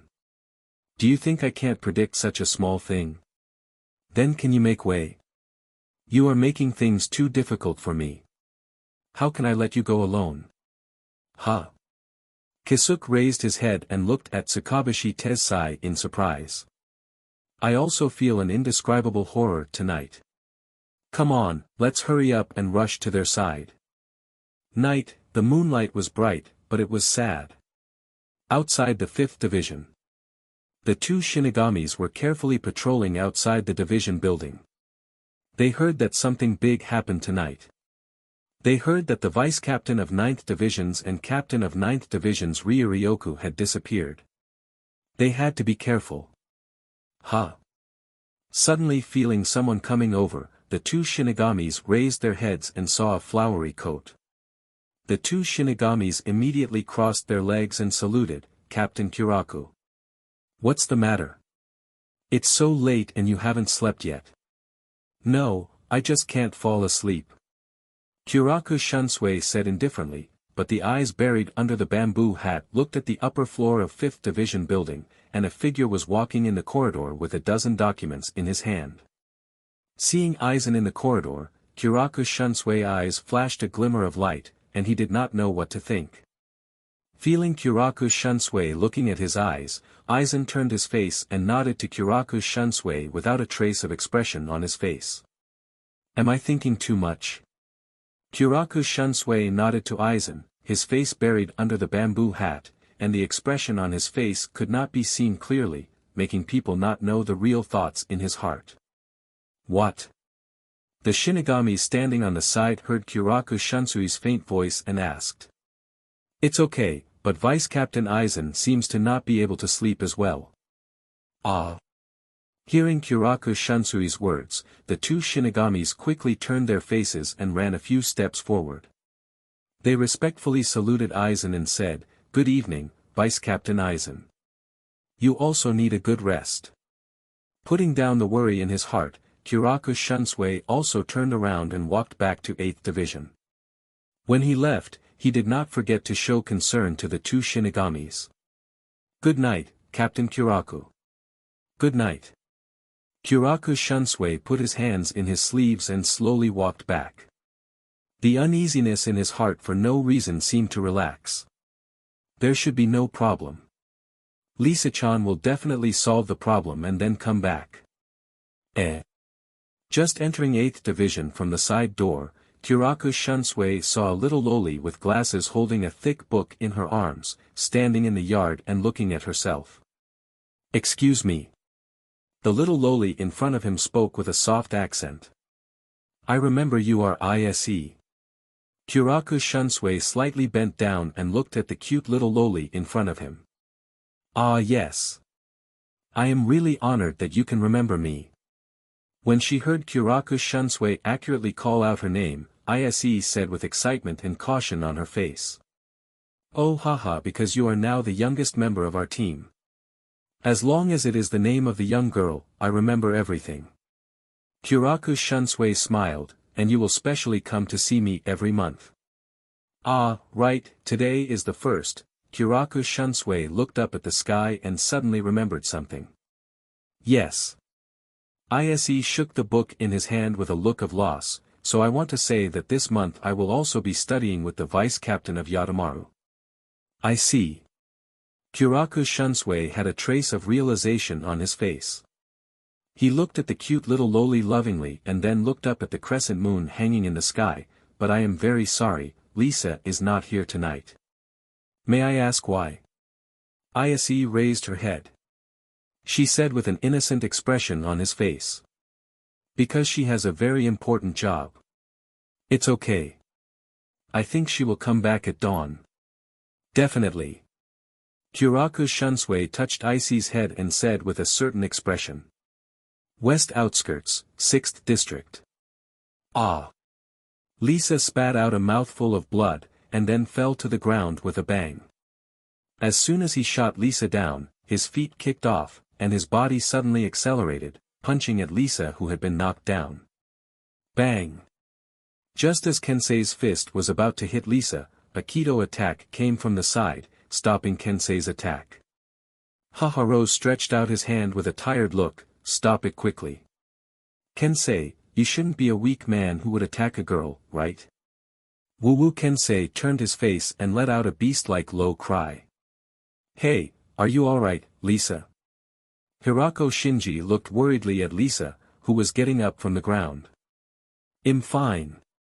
Lisa breathed heavily and said stubbornly. No matter how you look at it, it doesn't look like it's fine.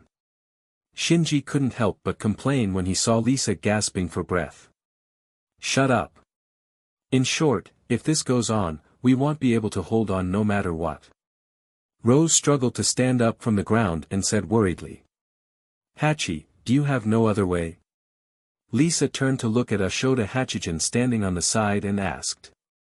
Yes, my Kido was broken that easily. This time, we must use the strongest attack. There was Ashoda Hachijin who remembered the situation of using brute force to break free from number 60 Baikut, and he could not help but feel a burst of horror in his heart. But this needs everyone to help me create an absolute opportunity to use Baikut, but in this case, my Baikut might affect everyone. Ashoda Hachijin said with concern. It turned out to be such a thing. Love. Everyone looked at Love who had suddenly opened his mouth. I will pin down Kensei. You will use this period of time to catch Kensei. Love tightened his grip on his Zanpakuto, a trace of determination flashing through his eyes. I will support you. Me too. The two of you are already covered in bruises.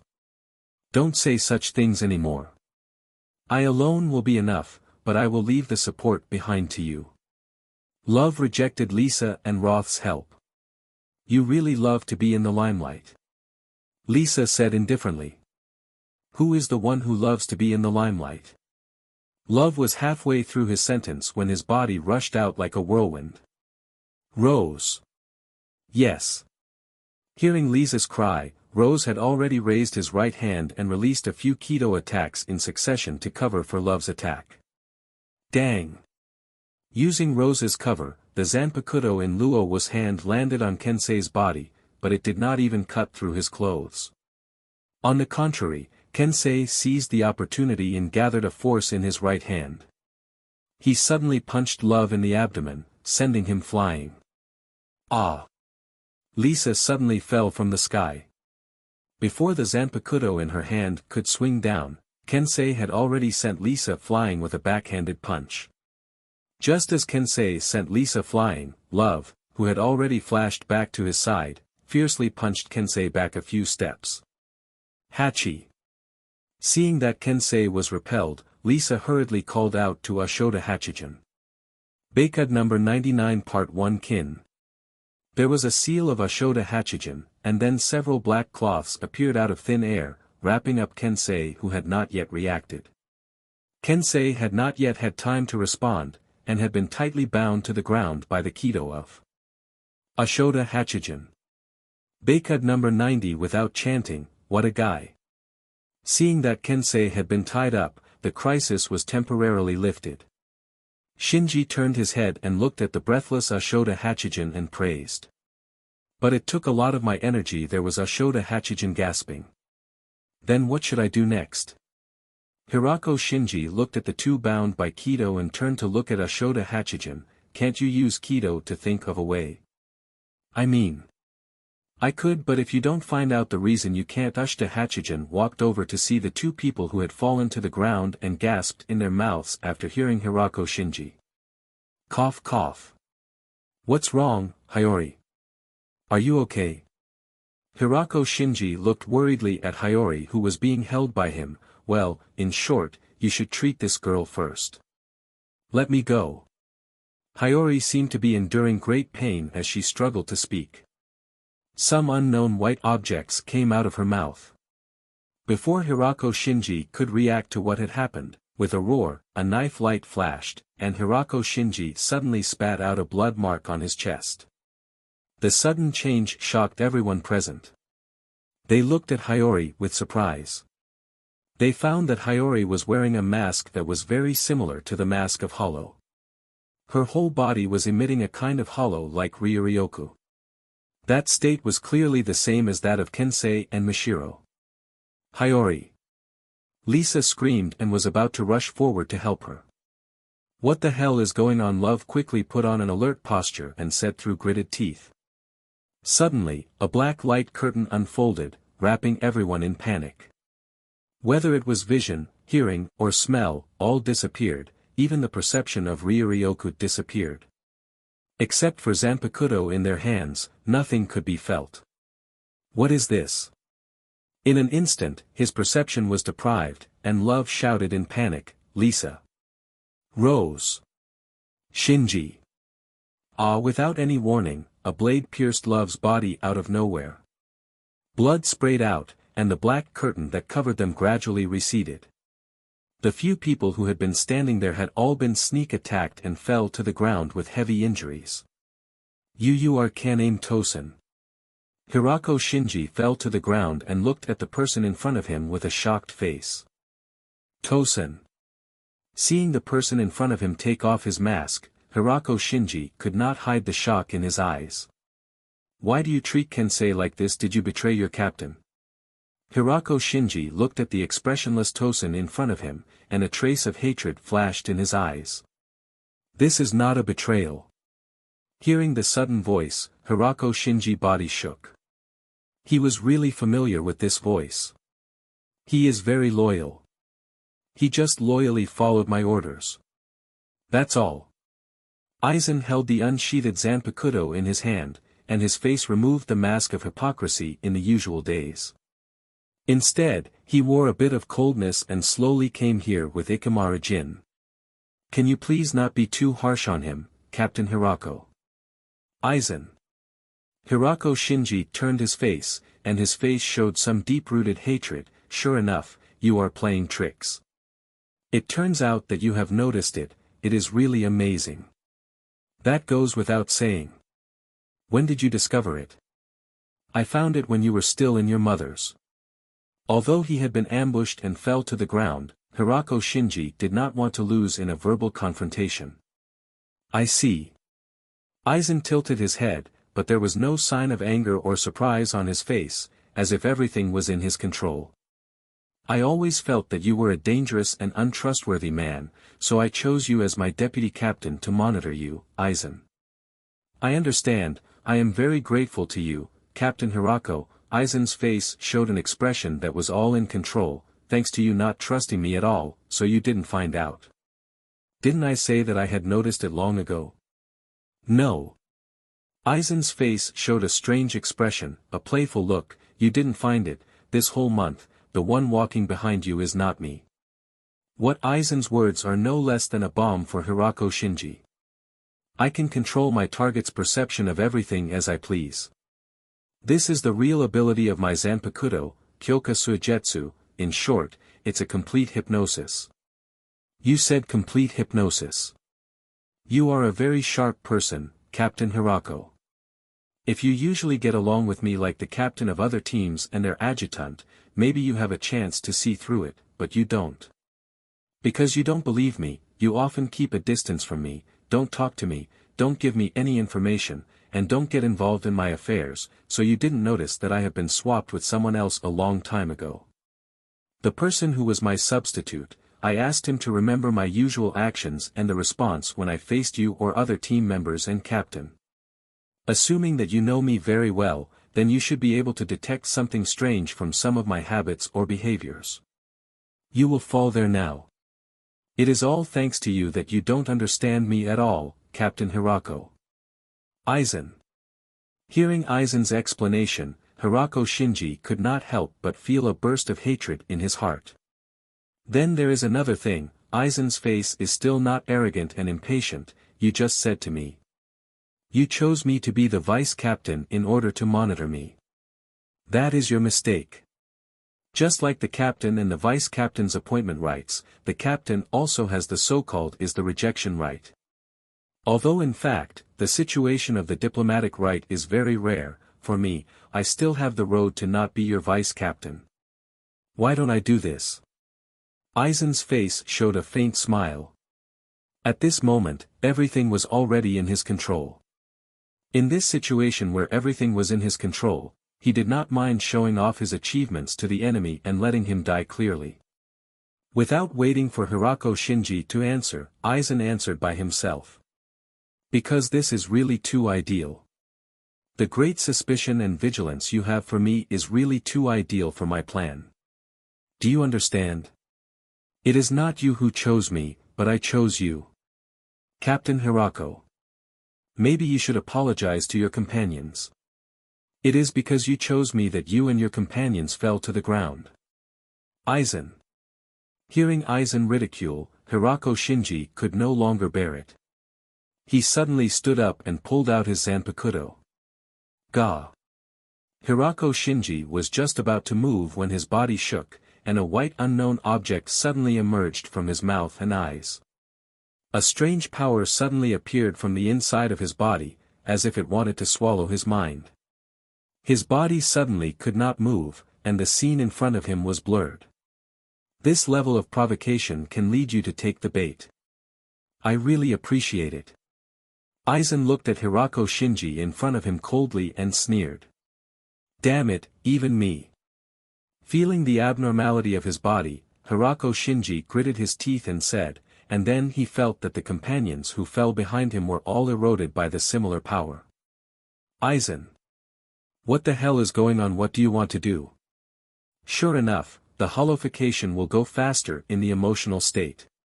Aizen ignored Hirako Shinji's question, but looked at Hirako Shinji in front of him and said lightly. Holification, what is that? You don't need to know.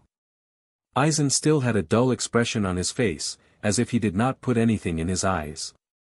Enduring the feeling of as if his body was going to collapse from the body, Hirako Shinji could not help but cry. Shinji, hearing the wailing of Hirako Shinji, Hiyori, who stood there, flashed a trace of clarity in her eyes, and her eyes turned to Hirako Shinji, and there seemed to be tears in her eyes. Tosen. Aizen glanced at Hiyori and whispered. Yes. There was no emotion on Tosen's face as he raised his Zanpakuto in his hand. Stop. Seeing Tosen's action, Shinji's eyes flashed with anger, but at this time, his body could not move at all. 10th Division Back Garden. Captain, you. Suzuki Kusu looked at Muyang in panic. Originally, the captain called her over and did not speak for a long time. He just stared at the moon in a daze. However, suddenly, the captain seemed to have a lot to talk about. He kept talking to himself. She had been with the captain for more than 100 years, but Suzuki Kusu had never talked to the captain like this. Why did the captain's tone seem like he was going to leave? Captain. The more Suzuki Kusu thought about it, the more flustered she felt. She could not help but reach out and grab Muyang's hand tightly, as if she would lose him as soon as she let go. Sai Muyang sighed. He did not break free from Suzuki Kusu's hand. Instead, he looked up at the crescent moon in the sky and muttered, "It's about time." "What is it?" Seeing that Muyang did not break free from his grip, Suzuki Kusu's eyes flashed with joy. Hearing Muyang's whisper, she could not help but ask curiously. "I'm sorry, Kusu." Muyang glanced at the hand that was held tightly by Suzuki Kusu, and a complicated expression flashed across his face. What Suzuki Kusu suddenly heard Muyang's apology and was slightly stunned. Before she could react, she felt her vision blur. A white light flashed, and then she lost consciousness. Muyang lowered his head and looked at Suzuki Kusu who was lying in his arms. A trace of warmth flashed through his eyes. How could he not feel Suzuki Kusu's affection for him? No matter what, she was someone who had followed him for more than 100 years. Muyang also had some feelings for her in his heart. He carried Suzuki Kusu back to her room and put her on the bed. Muyang carefully covered her with the quilt and looked at the mature and gentle Suzuki Kusu in front of him. Muyang was in a trance. Time passed really quickly. It was as if in the blink of an eye, the shy little girl from back then had grown up. Bending down to kiss Suzuki Kusu on the forehead, Muyang smiled slightly and then covered her up. The road ahead is complicated. No one knows what will happen in the next moment, but there are some things that I must do. I don't know what the road will be in the future. I really can't take you with me. I think Soul Society's life is more suitable for you. Goodbye, Kusu, maybe the next time we meet will be 100 years later. Muyang looked at Suzuki Kusu lying there and whispered a few words. Then he took off the Captain Haori on his body and folded them on Suzuki Kusu's bed. Walking out of the room and gently closing the door, Muyang reached out to hold his Zanpakuto. There was a flash of fierceness in his eyes. Aizen, tonight is our first confrontation. Let me see what you are capable of. Stop. Seeing that Senkan-Aim was about to be motioned by Aizen, Zanpakuto in his hand raised and was about to slash down at Haori. Hirako Shinji's eyes widened and he was shocked. However, his body could not move at all and could only shout. Hearing Hirako Shinji scream, Senkan-Aim's face was dull, without the slightest fluctuation. He clenched Zanpakuto in his hand, his feet moved, and Zanpakuto in his hand waved, flashing a dazzling knife light and slashing at Haori. Dang! Feeling that his Zanpakuto was blocked by someone, Senkan-Aim's face flashed a touch of surprise. Although he can't see, he is sharper than ordinary people, and now he can't feel anything, and he is stopped by his attack. Even until now, he hasn't accurately felt the arrival, only a vague perception. A bad feeling flashed in his heart. Senkan-Aim failed to hit his target, his body suddenly retreated. He believed in his intuition, and at that moment, he seemed to feel the aura of death. Kimura. Hirako Shinji looked at Muyang who suddenly appeared to block Senkan-Aim's attack, cried out, and everything tonight was more and more confusing. First, Senkan-Aim and Aizen, now Kimura also rushed over.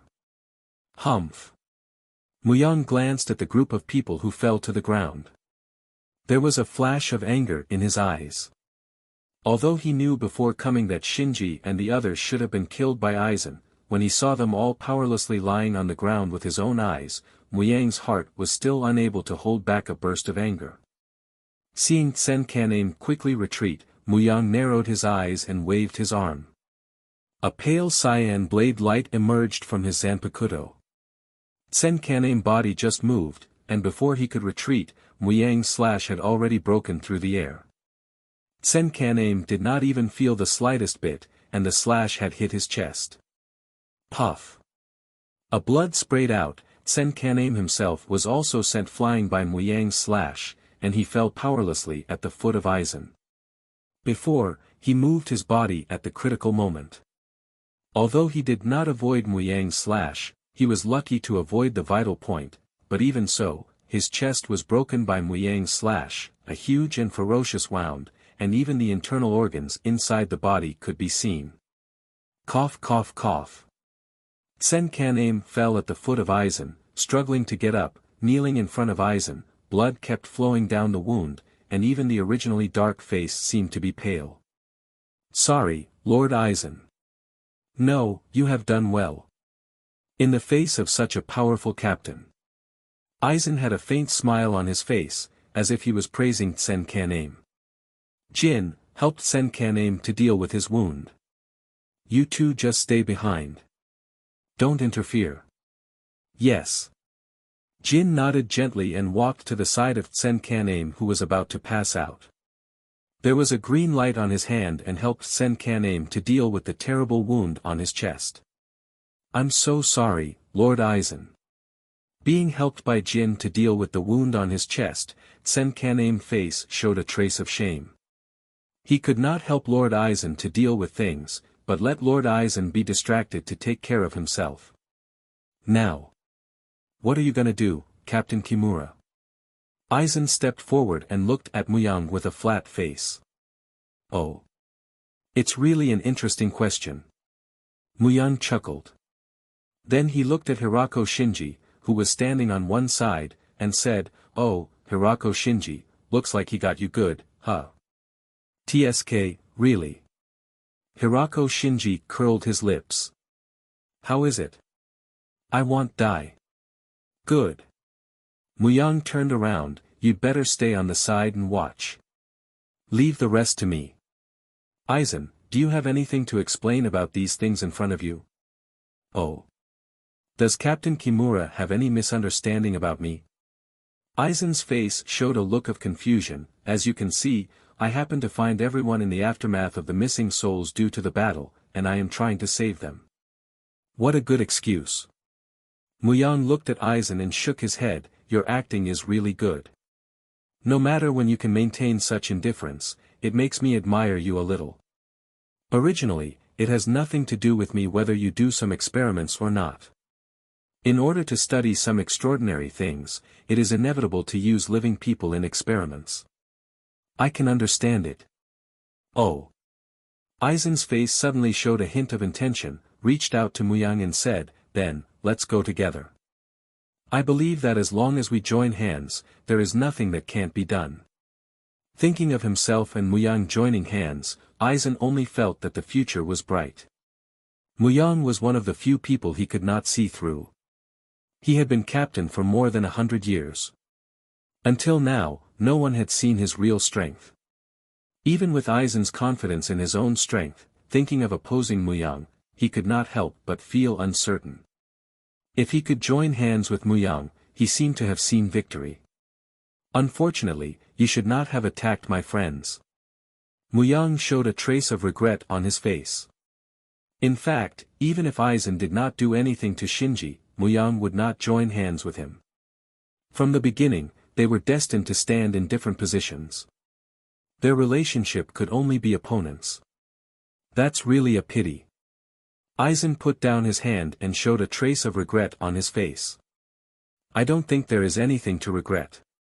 Zanpakuto in Muyang's hand stood up, and his face was straight. "This is good, let me measure your capital." "Oh. Is Captain Kimura going to shoot me?" Aizen narrowed his eyes slightly, and there was no trace of worry on his face, as if Muyang was no threat to him. "Otherwise, do you think I came here in the middle of the night to chat with you? However, Captain Kimura, how do you know that everything you see is real?" Aizen narrowed his eyes and said unhurriedly. "Kimura, his Zanpakuto Kaika Suijetsu. I know, I also heard what he said before." Muyang interrupted Hirako Shinji's reminder and said lightly. How could he not know the ability of Kaika Suijetsu? It was like a cheat ability. Muyang had been admired for a long time in the last life. "Why, Aizen, do you still want to do something with that kind of little trick?" "Oh, I don't know what the little trick that Captain Kimura said is referring to. Is it my Zanpakuto?" "You think too much, I am talking about your mouth." Talking no jutsu. Hearing the words spat out from Muyang's mouth, Aizen was stunned. This was the first time he heard this term, but then he reacted. From the literal point of view, he roughly knew what Muyang meant. "Well, it is useless to say more. I don't want to play the tongue anymore. Let's see the real move. As soon as the voice fell, Muyang did not move, and his body suddenly disappeared in the same place. The next time he appeared, he was already on the side of Aizen, and Zanpakuto in his hand seemed to slash at Aizen slowly and quickly. Although Muyang moved quickly, Aizen was not weak. He stepped slightly sideways, avoiding Muyang's slash at the critical moment. Zanpakuto in his hand lifted up, and a cold light flashed on the blade. Muyang's body was like a swimming fish to avoid Aizen's counterattack. Muyang's right hand did not move. Instead, his left index finger quickly pointed to Aizen's chest, and an arc flashed on his fingertip. Byakurai. A bolt of lightning as thick as an arm erupted from Muyang's fingertips, instantly breaking through Aizen's chest, and a stream of blood flew. Seeing the blood spurting out, Muyang did not have the slightest joy on his face. The moment his fingers touched Aizen, Muyang had already felt that something was wrong.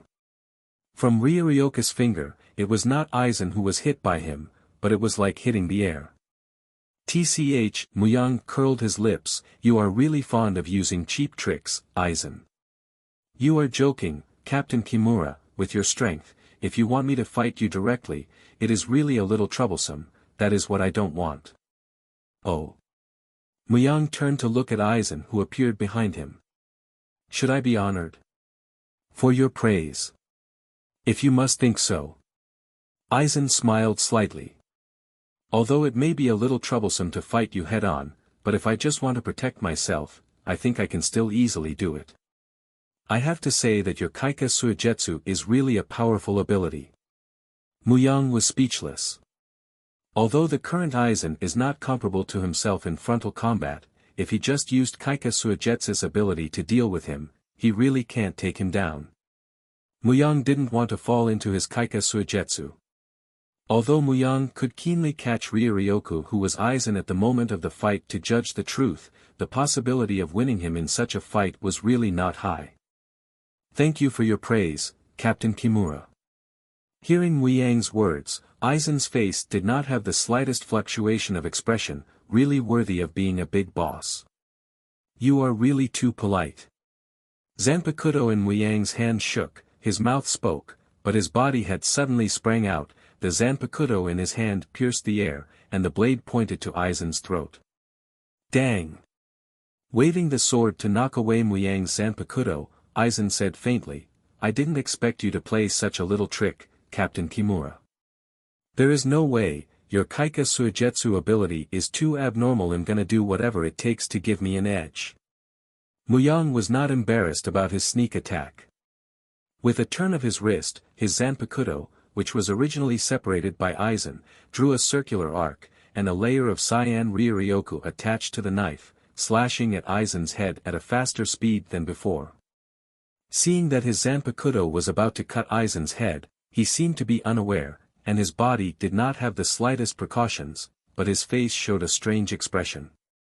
Seeing the expression on Aizen's face, Muyang's heart jumped, and he secretly screamed, and his hand movement changed again. His Zanpakuto avoided Aizen's head at the critical moment, slashed the side of his head, and a few strands of hair fell. After the blow, there was a faint sound of air tearing in the air, and Ryoryoku attached to Muyang's Zanpakuto also followed in a slash, quietly leaving a deep bottomless crack behind Aizen. Seeing the bottomless ravine left by the two of them, Jin and Senkaname's face showed a trace of horror. Just one blow could cause this degree of damage. This kind of power was almost unimaginable for the two of them. What made them more shocked was that such a powerful slash, which caused huge damage, was actually so silent. Muyang's eyes flashed a trace vigilance. The person in front of him was not Aizen, should be one of them. It was just that Aizen used his ability to make himself see differently. Fortunately, he changed the direction of his Zanpakuto's slash in the last moment, otherwise. The strange smile on Aizen's face in front of him gradually spread. The Zanpakuto in his hand suddenly turned into a lightning bolt and quickly rushed to Muyang's chest. At this time, Muyang had just finished an attack, what's more, at this time, the two were extremely close. Even with Muyang's Shuinpa, he could not avoid Aizen's long-planned attack in such a short distance. Shit! This guy actually... Seeing the strange smile on Aizen's face that gradually spread, Muyang knew that it was bad. This guy actually played this trick. He thought that this was an illusion made by him through Kaika Suigetsu. Who knew that he actually did not use the ability, but just deceived himself through an expression. Kaika Suigetsu, it really lives up to its name. Just like the moon in the water, the flower in the mirror, true and false, deception, difficult to distinguish.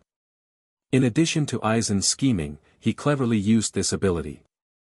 Even if he already knew a lot about his ability before the battle, he raised his vigilance in his heart. He did not expect to still fall into his way. Sure enough, in terms of scheming, there is still a gap between him. Aizen's Zanpakuto cut Muyang's coat. The cold blade touched Muyang's skin, felt the touch from his skin, and felt Ryoryoku from Zanpakuto. Muyang has already determined that this is indeed Aizen. However, with the body that he has tempered, Aizen's Zanpakuto can't cause any big damage to himself even if he hits him. Suddenly, Kimura Muyang moved his mind to disperse the defensive Ryoryoku at the surface of his body. At the same time, he turned his mind around, relaxed his body, and the originally tight muscles relaxed suddenly. It's a lot to say, but it's just an instant. When Kimura Muyang just forcibly lowered his defense, Aizen's Zanpakuto has cut Kimura Muyang's skin and embedded it into Kimura Muyang's body. The corner of the mouth curved with a sneer, and Muyang's left hand grabbed Aizen's hand like lightning. Had number 11. Tsuzuri Raiden. A thunderbolt came out of Muyang's palm and instantly passed to Aizen's body. Aizen's body visibly trembled, and some of the thunder passed along Zanpakuto of Aizen to Muyang's body. Muyang did not even frown. He just looked at Aizen with a calm face, and there was still a sneer on the corner of his mouth. I caught you, Aizen. Oh. It's really interesting. What do you want to do by grabbing me? How do you know that what you grabbed is my arm? You should know my ability, Kaika Suigetsu. Although he was caught by Muyang, Aizen did not panic at all, still a dull face, as if nothing was in his eyes. You don't have to talk to me anymore. Do you want to say that this is also your so-called complete hypnosis? Even if your Kyoka Suigetsu can disturb my 5 senses, I can still read Ryoryoku of the An who stabbed me in the abdomen. As he said this, his Zanpakuto was dyed with a layer of blue Ryoryoku. Leave something behind. Lord Aizen. Feeling that Aizen was caught by Muyang, and Muyang's Zanpakutos with a strong Ryoryoku cut to the head of Aizen. Senkaname, who was dealing with the wound on the side, could not help but cry out. There was a flash of horror on his face. He struggled to stand up and went to help Aizen who was facing a crisis, but the wound on his chest before he stood up cracked again. The blood flowed out of the wound, his head was dizzy, and he collapsed on the ground again. Seeing that Aizen was facing a crisis, Senkaname was flustered and wanted to go forward to help, but Jin did not move at all, still staying in the same place, but the eyes that had been closed had opened at some point. Looking at Zanpakuto in Muyang's hand, with a huge momentum, he chopped at Aizen's head, his eyes flashing, and he did not know what he was thinking. Peng peng peng peng peng peng. Muyang's Zanpakuto with the whistling wind fell and was about to cut Aizen's body. Suddenly he felt his body shake, and a strange power poured out of his body. The power gathered on Zanpakuto suddenly dissipated. When his Zanpakuto fell on Aizen, there was no more strength, resulting in only a small wound on Aizen's shoulder. Peng peng. Another strange power surged out of the body, more turbulent than the first time. Muyang struggled to suppress the discomfort, but his body did not have much strength left. The left hand that was tightly clamped on Aizen could not help but loosen. Puff. The arm moved and broke away from Muyang's hand. Aizen pulled out Zanpakuto who was inserted in Muyang's abdomen and shook off the blood left on Zanpakuto. He frowned and looked at the wound on his shoulder. Then he looked at the weak Muyang in front of him. It is really powerful. It can hurt me. I should say that it is worthy of being the 100-year captain. I was tricked by you. Muyang's body moved slightly and returned to Hirako Shinji. While suppressing the discomfort of his body, he spoke to Aizen. He was really careless. He only thought of catching his Zanpakuto when he stabbed his body and was not played by his Kaika Suigetsu, but he did not expect that Aizen would lace his own Zanpakuto with drug when he pierced him. It is really surprising that you can hold on until now. Aizen lens reflected a light, however, you still have some strength left. How much combat power do you still have? For what he used on Muyang, Aizen has absolute confidence, which is different from what is used on Hirako Shinji. Not only is the quantity much more than them, but the attack time is much shorter. It is already surprising that Muyang can hold on for so long. Let's end it, Captain Kimura, Captain Hirako. Aizen slowly approached. You can hurt me, that's enough, but you should not come here, Captain Kimura. TSK Muyang curled his lips, trying to suppress the power that rose from his body. Now that the power has been suppressed by Muyang with his own will and Ryuryoku, I just don't know what the next counterattack of that power will be. Captain Hirako, you are a perfect superior, because you are wary of me, so you put me beside you. Because you are wary of me, you keep a distance with me. With everything you see, you make a judgment to limit my actions. Finally, you have to firmly remember this matter. A betrayal visible to the naked eye is easy to find, the real horror is that you can't see through the betrayal action, Captain Hirako. Farewell. Aizen raised Zanpakuto in his hand high, you are really excellent material. Farewell. Aizen raised Zanpakuto in his hand high, you are really excellent material. Damn it. Hirako Shinji gritted his teeth and was unwilling. He and Kimura, who were already powerless, and the companions who lost consciousness on the ground, were all going to die here. Muyang's hand tightened. Why hasn't Kisuk come yet? If he doesn't come, then he might have to expose his strength again. Aizen's Zanpakuto magnified in Muyang's eyes. Muyang's heart tightened. His two wrists flashed with a faint light. He could vaguely see two things like shackles. Dang! A knife light flashed out from behind Aizen without warning. Aizen was shocked. His body moved slightly and his arm lifted. The knife light crossed his arm and knocked down the vice captain badge on his arm. Oh, this is really a few unexpected guests. Aizen glanced at the vice captain badge that fell on the ground, but there was no surprise in his tone. What do you want to do, Captain Kisuk, Tsukabushi? The people who came at this critical moment were Kisuk and Tsukabushi Tensai. Finally. Seeing the arrival, Muyang breathed a sigh of relief. The flashing light on his wrist also disappeared. Since Kisuk Urahara came, things should be over. Finally, he should not risk exposing his strength. Kimura, I didn't expect you to come, but your situation doesn't seem to be good. Kisuk glanced at Muyang, glanced at the wound on Muyang's abdomen, and then teased in a light tone. Muyang chuckled and did not speak. Kisuk, why are you coming over? Are you an idiot?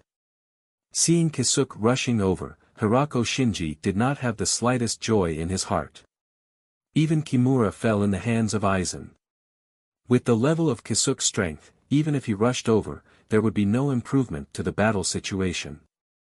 Maybe he would also be in a grave danger. Oh, what is that strange mask of yours?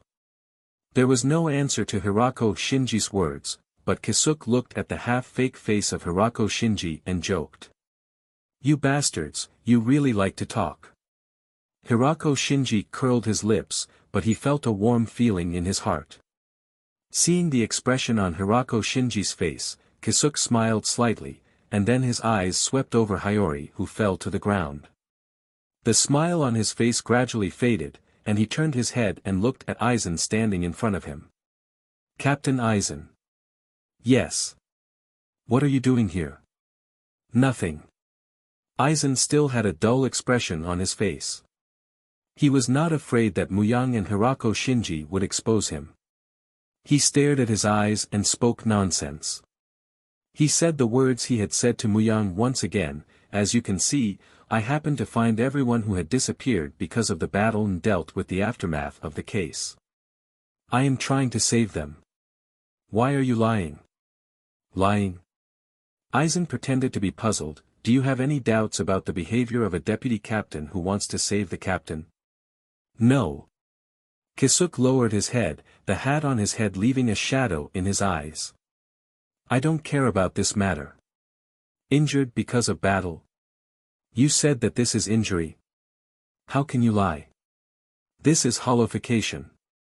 Kisuke glanced at the captains and vice-captains who fell to the ground. Then he looked at Aizen, and his eyes flashed a glimmer of light. The soul disappearance case, Shinigami disappeared one after another, and then the situation evolved to this point. This is probably a hollowification experiment. Someone secretly carried it out, but now there may be no need to use the ambiguous words like someone. With Kisuke's explanation, Hirako Shinji gradually understood the truth behind some of the events. Although Aizen had said hollowification before, he also mentioned it in the communication between Muyang and Aizen. Hirako Shinji knew that this was an experiment that Aizen did, but now he heard Kisuke's words, and he was finally clear about this matter. I see. Hearing Kisuke reveal everything about himself, Aizen was not only not discouraged, but a sinister smile appeared on his face. "You are really a sharp man as I expected." Hearing Aizen's words, Kisuke's face showed a trace of surprise. Taking his Zanpakuto back into the scabbard, Aizen had a faint smile on his face. "It is great that you appeared here tonight. Jin, Kaname, tonight's goal has been fully achieved, retreat." "Yes." At this time, Sen Kaname body has also recovered a few points. Although there is no way to fight, there is no problem to leave with the help of Jin. The two stood up and followed Aizen. "Wait, Aizen. I have not finished." Seeing that Aizen intended to retreat, Kisuke stepped forward and shouted, intending to keep Aizen. "Dodge! Your Excellency, Yura Haradano." At this time, Tsukabashi Tessai, who had been watching, suddenly stretched out his hands and shouting. Kisuke turned to look at the posture of Tsukabashi Tessai, and his heart could not help but be shocked. He was preparing to. There was no time to think about it. At this time, Kisuke could already feel the gathering of Ryuryoku from the hand of Tsukabashi Tessai. He quickly turned over and left his original position. Had number 88. Hyuri Gekizoku Shinten Rei. As the voice of Tsukabashi Tessai fell, a stream of Ryuryoku gathered in his palm, and then a blue thunder cannon suddenly erupted from his palm with a terrible momentum. Amazing! As expected of the Grand Kido Chief. Seeing the momentum of the Kido released by Tsukabashi Tessai, Muyang could not help but praise. The released Kido plows a terrible gully on the ground. This power even Muyang could not help but praise. Baikud number 81, Aizen took silver and Sen Kaname, he said faintly, "Dank." A transparent crystal wall appeared out of thin air, blocking the back of Aizen and the other three. Tsukabashi Tessai terrifying head was blocked by this crystal wall. Even though the power of Tessai's head was huge, it was still one level below Aizen's. The collision of Had and Baikud resulting in a shockwave. Kisuke and Tsukabashi Tessai lay on the ground and stretched out their hands to block the incoming shockwave. How is this possible? Tsukabashi Tessai raised his head and looked at the crystal wall that blocked his head, his eyes full of disbelief. A mere vice-captain can actually use Chantless Dank to block my Kido. The crystal wall suddenly shattered, but the original Aizen's party of three had disappeared. "I'm really sorry, it seems that they escaped. Mr. Tessai, what does Aizen want to do?" Hirako Shinji's eyes showed a trace of caution, and a trace of uneasiness emerged in his heart. He always felt that there would be more dangerous things happening. The matter of Aizen is put aside first. I think it is better for you to come and see Hirako first. Muyang's palm flashed with a blue light and placed it on Hirako Shinji's chest. This is not an ordinary injury. I can only suppress his situation. I still need you to take a look, Kisuk. Hearing Muyang's call, Hirako Shinji quickly reacted. There was still a group of people waiting for him to treat. Huh? Walking to the front and looking at Hirako Shinji's situation, Kisuk suddenly looked up at Muyang. Kimura, is your injury okay? Aizen should also use the same thing to you, why are you not like them now? It was suppressed by me. Muyang said lightly, then looked worriedly at Hirako Shinji. At this time, he was already in a semi-coma state. Although the holofication situation was restrained, he also lost consciousness. Being able to suppress holofication, Kisuk was not surprised at all. With Muyang's strength, it was still possible to suppress holofication, but speaking of which, with Muyang's strength, he should not be so easy to get by Aizen. Although there were still some doubts in his heart, Kisuk also knew that this was not the time to care about these things, but he still found that it was time to deal with the situation of Hirako Shinji. TCH, this is severe, I can't deal with it here. Mr. Kisuk, it seems that you seem to know the beginning and end of this matter. From the meaning of this strange term, you must know how to deal with it. Can I guess so? I know, although it is a high-risk method. It is better to have a way than nothing. I will bring the 8 of them to the 12th division in this state. As long as they have the equipment of the My division, I can save their lives. Send them to the division in this state. How is that possible? Hearing the words of Tsukabashi Tessai, a trace of doubt appeared on Kisuk's face. Use Jikantishi and Kantini. What? Both of them are forbidden arts. They are now strictly prohibited. So from now on, please turn a blind eye to them and turn a deaf ear to them for the time being. Tsukabashi Tessai clapped his hands. A strange energy was emitted from the fingers of Tsukabashi Tessai. Feeling the energy emitted from the hands of Tsukabashi Tessai, Muyang's body trembled and his eyes burst into ecstasy. This feeling was. Muyang's eyes widened as he stared unblinkingly at the Grand Kido chief that emitted a strange fluctuation between the two hands of Tsukabashi Tessai. This familiar feeling was often felt from the inner world and from Kaze no Sora. It was also the final profound meaning of Zanpakuto that he had never been able to understand. Space-time Muyang's lips moved slightly as he murmured. What? Hearing Muyang's whisper, Kisuk was just about to ask, but with a burst of fluctuation in the hand of Tsukabashi Tessai, the 11 of them disappeared from the place along with the ground under their feet, and under a wonderful power, they instantly broke the space. When they opened their eyes again, the place they were at had completely changed. The messy instruments in the room and the big word 12th in the house had clearly told them that the place they were now was the captain's office of the 12th division. What a magical power! Muyang closed his eyes and recalled the process of breaking through space and appearing in 12th division. He suddenly seemed to grasp something in his heart. Tsukabashi Tessai put down his hand and let out a long breath. Obviously, it was not a simple thing for him to use such a Kido. The so-called holofication is one of the answers obtained from my Shinigami soul strengthening research. In an instant, he returned to his research room. Kisuk was only slightly surprised for a moment. Then, he immediately came back to his senses. He removed his jacket as he said, during this process, I created a material that could instantly destroy the boundary between Holo and Shinigami. I want to use this to treat Mr. Shinji and the others. Kisuk walked to a sealed safe in the research room and entered a few passwords. Then, he took out something from inside. Then this material is a trace of emotion appeared on the face of the Tsukabashi Tessai. Its name is Hjayaku. Hjayaku, what is this sense of oppression?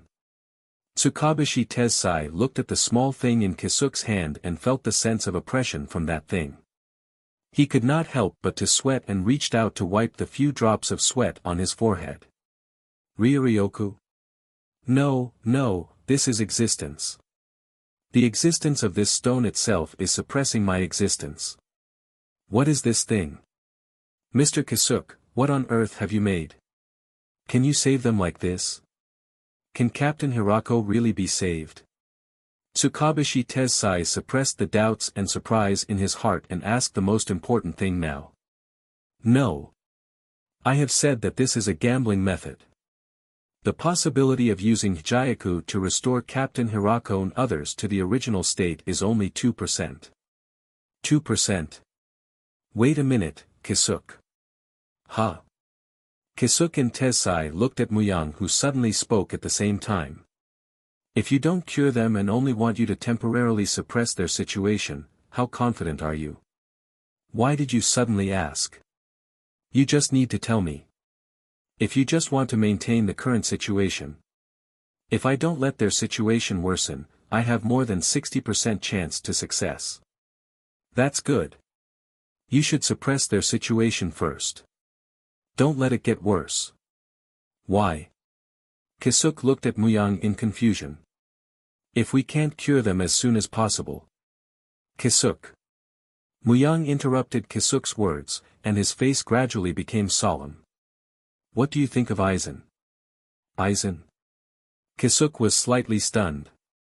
He did not know why Muyang suddenly mentioned Aizen at this time, but he quickly replied, Aizen is not a simple person. Although I don't know what he is planning, I know that his plot is not small. Aizen's strength is outstanding. You also saw it. He can stop the Great Kido with Chantless Kido. His strength is definitely not limited to the level of Vice Captain. Before you came, I had a short fight with him. His strength is not inferior to Captain, even better than many Captain. Moreover, his Kyoka Suigetsu is known as the ability to completely hypnotize the opponent. It can completely control the opponent's 5 senses, and the activation condition of his Zanpakuto ability is to let people see the moment when his Zanpakuto is released. And what I am most wary of is his scheming. It seems that he can consider everything, always set up many backups, making people unwittingly fall into his scheme. If I am not wrong, he has already made detailed arrangements for tonight's operation. I think we should all fall into his scheme. What scheme? Since he has the ability of Kyoka Suigetsu, he will definitely let many people see him in the Suriidii tonight, creating the proof that he is not at the crime scene tonight. Then he will definitely push everything that happened tonight to us in other ways. Since you know how to use holification, you also said that this is one of the answers you found in the process of studying Shinigami's soul strengthening. I think you also have a lot of research material on holification. Kisuk's face changed. Listening to Muyang's analysis, Aizen obviously calculated everything. He must have thought that he would go to the scene tonight. No wonder he would say you are indeed a sharp person, as I expected when he saw himself. There was also the you coming here tonight is really good at the last time. Thinking of the expression on Aizen's face at the end, Kisuk's face became more ugly. Don't be discouraged. He has a mind and no heart. His plan is so thorough. It is not shameful to lose this time. Muyang patted Kisuk on the shoulder. The top priority now is to control the situation of Shinji and others, and then we leave Soul Society together. Leaving Soul Society, Kisuk looked at Muyang. Well. After such a thing happened, Aizen will definitely push all the things to us. It is not a good idea to stay with Soul Society anymore, and if you want to cure Shinji and others, you must find a stable environment. I know. Kisuk nodded. In that case, he'll have to ask Mr. Tessai to help me stabilize Captain Shinji and the others first. I know. Tessai sat down cross-legged. Tessai, set up a few barriers to isolate perception here. Yes. Seeing that Kisuk began to deal with the situation of Hirako Shinji, Muyang could not help much. He casually found a place to sit down and felt the condition of his body. The wound on the abdomen that was stabbed by Aizen has been cured by Muyang's own powerful recovery ability. Basically, it will not cause any obstacles to his action. However, the material left by Aizen has already invaded the interior of the body. There seems to be a force of hollow inside the body. However, compared to these, it is still the energy that I felt before that is more important. Muyang closed his eyes and recalled the fluctuations that came from when he activated the space transfer. A smile appeared on his lips and his mind sank into his inner world. Muyang slowly opened his eyes and finally got a satisfactory answer from Kaze no Sora. At this time, his mood was unspeakably pleasant. Kisuk breathed a sigh of relief and wiped the sweat off his forehead. "Thank you, Mr. Tessai. It's fine." Tsukabashi Tessai shook his head and asked, "How is it?" "For the time being, control their situation. Their condition will not worsen in a short time." Hirako Shinji looked at the few people in front of him and felt a little heavy in his heart. "In this case, let's move first. Under Aizen plan, I don't know when someone will come. Well, I will go and pack up the necessary things." A moment later, Kisuk packed up some important things, walked over, and looked at the few people who had fallen to the ground. "Have you thought of where to move to?" "I've already thought of it. In the base below the Sokayaku. Before leaving Soul Society to the modern realm, I want to make 11 of Jigai for us." Kisuk nodded. "I want to sneak into the modern world and spend time and effort to figure out the removal method of this holification." Hirako Shinji showed a solemn expression on his face. "Sorry to trouble you, Mr. Tessai, to transfer us to the base under Sokayaku. Sorry, Mr. Kisuk, with my current ability, it is not enough to use the Kakantani twice in a row. I will take you there." Seeing the sweat on the face of Tsukabashi Tessai, Muyang said. "Kimura." "But your body." Kisuk looked at Muyang with worry written on his face. He saw the wound on Muyang's abdomen. Moreover, Kimura should have been infected by Aizen's holification substance. "It is not easy to hold on now. It is too difficult to take them away from other people's inspection and go to the bottom of Sokayaku. And the two of them are very tired because of the busy work before. It is almost enough for them to travel alone. It is too difficult to take Hirako Shinji and others. It is okay. I know my own body.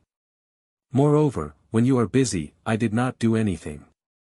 Muyang showed a smile on his face, right? "Yoruchi. Yoruchi-san." Seeing Yoruchi walk out from the shadows behind Muyang, Kisuk couldn't help but cry out, his face full of astonishment. "Lord Yoruchi."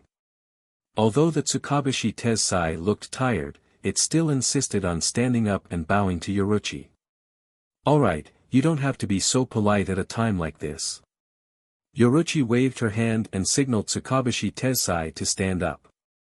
Then she looked at Kisuk with a bad expression. "What, do you have any objections to me appearing here, Kisuk?"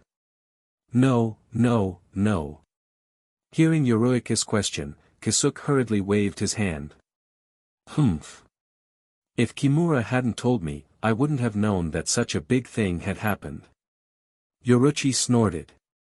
"Right now, the most important thing is to bring Captain Shinji and the others to the cave under the Sokayaku and let you carry out the follow-up matters.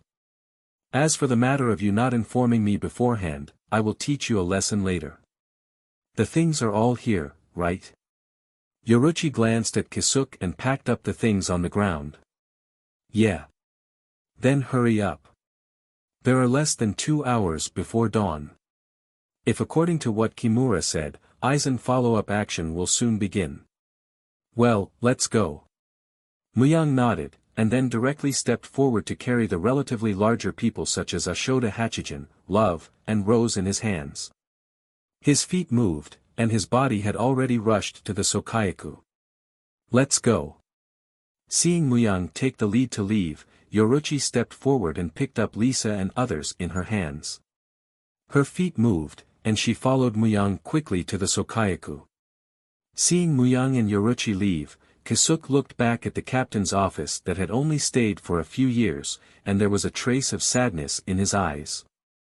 Although he was tired and lazy, he was not very concerned about the affairs of the captain, but these years under his leadership, he took the members of the 12th Division to do research together, and it brought a lot of fun to his life. Thinking of leaving here, there was inevitably a trace of reluctance in his heart. "Mr. Kisuk. Seeing Kisuke looking at the captain's office in a daze, Tsukabashi Tessai could not help but remind him that Muyang and Yoruchi had left. Aizen's next plan did not know when it would be executed, and now was not the time to be sad. Got it. Kisuke glanced at the place where he had left a lot of beautiful memories. He resolutely turned around, his eyes full of determination. He had a very important thing to do now. Captain Hirako and others were still waiting for him to treat, and Hiyori, who was killed because of his wrong judgment. Let's go. As two black shadows flashed by, Kisuke and Tessai also rushed to the Sokayaku. Kisuke, it's really too slow. Yoruchi looked at Kisuke who just arrived. She was already a little unhappy that she did not catch up with Muyang on the way here. She thought that she, the dignified god of Flash Yoruchi, could not catch up with the injured Muyang. Moreover, the person in his hand was heavier than the person in her hand. At this time, seeing Kisuke dragging and walking, Yoruchi directly vented the dissatisfaction in her heart to Kisuke. Well, how can I compare to you, Yoruchi? You are the god of Flash Yoruchi. Although he did not know why Yoruchi suddenly acted up, Kisuke still touched his head and said with a shy face. It was okay if Kisuke did not mention it. But he also mentioned the god of Flash Yoruchi, which made the face of Yoruchi, which was not in a good mood to begin with, become darker. The god of Flash Yoruchi could not catch up with the injured person. Was this sarcasm? Seeing that Yoruichi's face became darker, Kisuke wisely closed his mouth, his face became serious, turned back and said to Tsukabashi Tessai, Mr. Tessai, please set up 2 or 3 barriers here.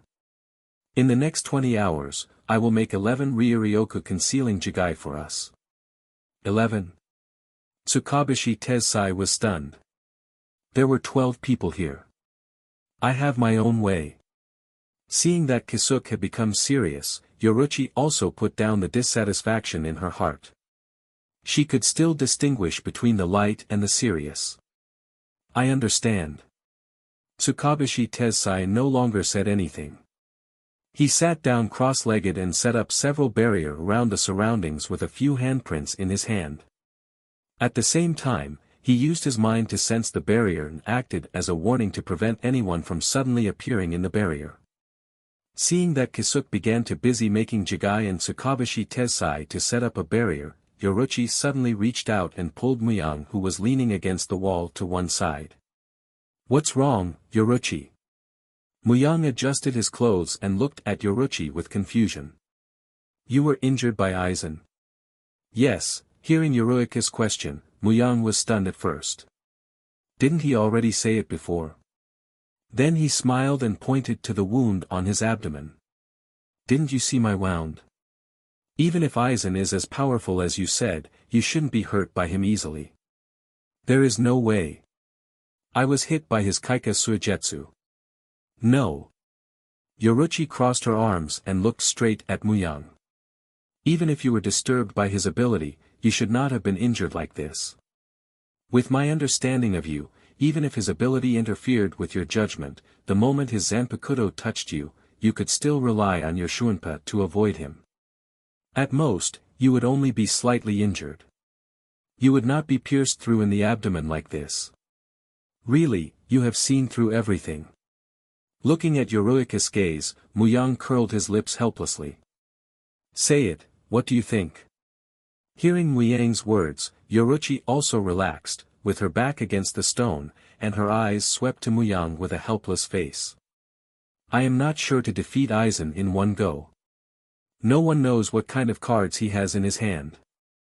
If he shows all his strength and does not defeat him, it will be more difficult to deal with him next time, so it is better to keep something to increase the odds for the next game. So you already knew about his Kaika Suigetsu? After hearing Muyang's words, Yoruchi lowered her head and said nothing. Then she suddenly raised her head and said. No, Muyang answered subconsciously, then woke up and looked helplessly at Yoruchi with a sly face. Sure enough, Yoruchi had a sly smile on her face, and then slowly converged. You have long noticed Aizen's intention, and you have some understanding of his ability. I really lost to you. Muyang shook his head and smiled bitterly. How could he be so relaxed tonight? Was it because the thing that had been pressing in his heart suddenly put down? Muyang also could not explain. He only felt that tonight was the most nervous and relaxed day in the past 100 years. Although his companions were framed by Aizen and fell into this dilemma, he was also injured by Aizen, and also fell into Aizen's scheme, and he was facing the crisis of holification at any time, but everything that had been hesitating his heart had been solved. He only felt a lot more relaxed in his heart, and even the vigilance in his heart was almost put down. Explain it clearly. Yoruichi looked at Muyang. This is also very important for our future plan. Muyang sighed. I knew his Zanpakuto's real ability a long time ago, Kyoka Suigetsu. It was not Zanpakuto that could create an illusion, but Zanpakuto that had the ability to completely hypnotize and completely control the opponent's 5 senses. The condition for this ability to be activated was to let people see the moment Zanpakuto was released. Complete hypnosis. Hearing Muyang's words, Yoruichi's face changed. Before, it was too rushed. She did not have time to listen to Muyang explain Aizen's Zanpakuto ability in detail. It was just mentioned that it was a powerful illusion ability. She did not expect it to be such an ability, complete hypnosis. This ability coupled with his wicked mind made people feel terrible just thinking about it. Since you know the conditions to activate his Zanpakuto ability, you still fell into his Kaika Suigetsu. I just want to know if my ability can crack his Kaika Suigetsu. You are really hearing Muyang's answer. Yoruichi was speechless. It was actually just because he wanted to know if he could crack this ability, so he had to take the risk. He really didn't know what to say to him. Then can you crack his ability? Muyang shrugged and pointed to the wound on his abdomen. The meaning was self-evident. If he could crack his ability, how could he be injured like this? Yoruichi held her forehead with her hand, not knowing what to say. But it can't be said that I gained nothing. At the very least, I have confirmed one thing, Muyang said. What is it? As long as we stop him before his Kyoka Suigetsu activates, we can break this ability. Yoruichi's eyes lit up, and he did not expect such an information. However, we are all in his Kaika Suigetsu. If we fight with him, no one knows when his Zanpakuto is in the state of activation, so there is not much room to use this. Hearing this, the excitement in Yoruichi's eyes faded, but she still could not help but show a little joy. Although the room to be used was not big, but at least it was a kind of information. Kimura, since you have so much information, why don't you reveal Aizen's true face? If there are 3 of us captains, it may not be impossible to reveal the conspiracy behind him. Kimura, since you have so much information, why don't you reveal Aizen's true face? If there are 3 of us captains, it may not be impossible to reveal the conspiracy behind him. Muyang was stunned. He did not think of this before. Now it is different from the original work. Now Kisuke and Tsukabashi Tessai have not been framed by Aizen, and with his own old captain and Yoruichi, with the status of the head of the Shihoin house and the commander-in-chief of Onmitsukit, it may not be impossible to reveal Aizen's true face.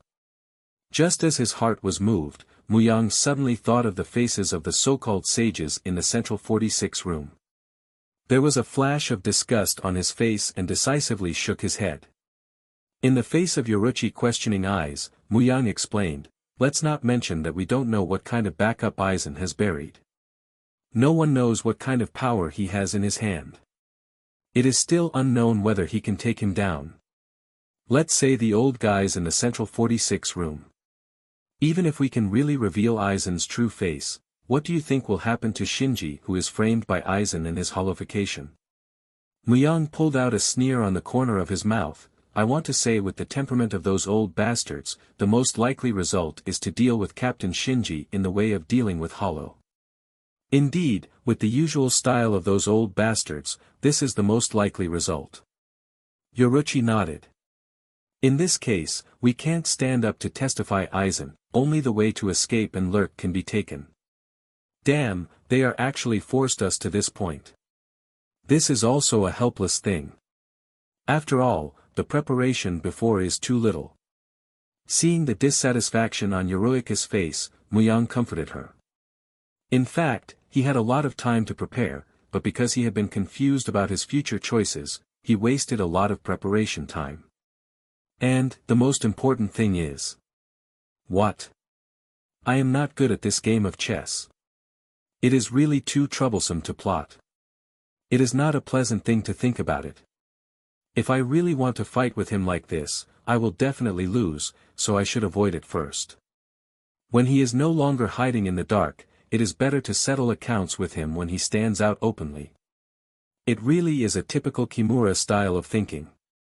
Yoruichi shook her head and smiled bitterly. Besides, I have been tired of staying like this for more than 100 years in Soul Society. Speaking of which, I have not gone to the modern realm to carry out a mission for so many years. I can take this opportunity to go to the modern realm for a period of time. Hearing Muyang's words, Yoruichi smiled and said no more. For Soul Society's life, she was also tired. It was a good choice to go to the modern realm. She closed her eyes and leaned against the rock to take a nap. Although they were hiding outside, Tsukabushi Tessai had set up a warning barrier, no one knew what would happen until the end. Therefore, it was better to close his eyes and conserve his energy. Seeing Yoruichi close her eyes and leaning against the wall, Muyang pulled his Zanpakuto out and placed him flat on his legs. Then he closed his eyes. Before, he vaguely felt that kind of feeling. Perhaps he would really grasp his Zanpakuto completely soon. Inner world. Fierce winds filled the sky, lightning flashed and thunder rumbled. The violent wind and thunder seemed to want to destroy the entire world. The strange thing was that these phenomena all disappeared at the center of this world, leaving a pure land in this apocalyptic world. Instead of being disturbed by the raging winds and being bombarded by the violent thunder, it was a peaceful and quiet scene. You are here again. Of course. That's true, Kaze no Sora waved his paper fan. Since you've already comprehended a bit of that final profound meaning, you definitely won't be satisfied. You want to grasp everything, right? Of course. I really have no choice. Kaze no Sora shook his hand and closed the paper fan. He reached out and a dark purple thunder fell from the air. It nimbly wrapped around Kaze no Sora's hand. It didn't look like a bolt of thunder, but seemed to have life. I know that your body has been trained very hard. With your spirit-body training level, compared to Yamamoto Genryusai, even if it is still inferior, it is not much worse. But what I have to say is that the most important thing for Shinigami's body training is not the flesh. For Shinigami, the most important thing is the bones. Skywind waved his hand. The thunder that was originally wrapped around his hand immediately rushed to Muyang. Seeing this dark purple thunder that showed a bit of danger flying toward him, Muyang did not dodge. This was not the first time, but the thunder this time looked more dangerous. When the thunder and lightning entered his body, Muyang's body suddenly shook. The thunder and lightning this time could not be compared with the previous one. With Muyang's spirit body that had been trained for hundreds of years, he felt his body shake the moment the thunder entered his body. The strength of this thunder was beyond his imagination, and the thunder and lightning rushed into the depths of his body the moment they entered his body, all the way into his bones. To completely grasp the power of Zanpakuto's Bankai, your body still needs the last step of strengthening. Although your skin and flesh have been trained very strong, your bones have not reached the requirements. Only after this last tempering can you really bear that power. Muyang can only nod. At this time, he almost has no strength at all. The lightning has entered his bones uncontrollably and began to refine his bones. Muyang only felt that the power was like to break all his bones. All the bones in his body seemed to be broken in an instant and then recast. Do you feel like the bones are broken? Receiving Muyang's positive eyes, Kaze no Sora shook his hand, the paper fan in his hand opened again, shook a few times, and looked relaxed. Your feeling is right, your bones are indeed broken. Ignoring the shocked expression on Muyang's face, Kaze no Sora maintained his calm expression. To be exact, it is to break apart the spirit particles that form your bones and then reform them. In a way different from ordinary Shinigami, your spirit particles will be reformed. If you want to use my most powerful ability, ordinary spirit bodies will not be able to withstand it. You can only use this method to cast your spirit body. Only after this method of recasting will your spirit body be able to withstand the burden of using your strength. This process of recasting will take about 26 hours. You should enjoy this process. Kaze no Sora said to Muyang with a smirk on his face. Hearing Kaze no Sora's words, Muyang's face turned white. This kind of pain that seemed to break all the bones in his body actually had to endure for 26 hours. I suggest you have a good feeling of the arrangement of erasure in the process of bone recombination. There will be unexpected gains.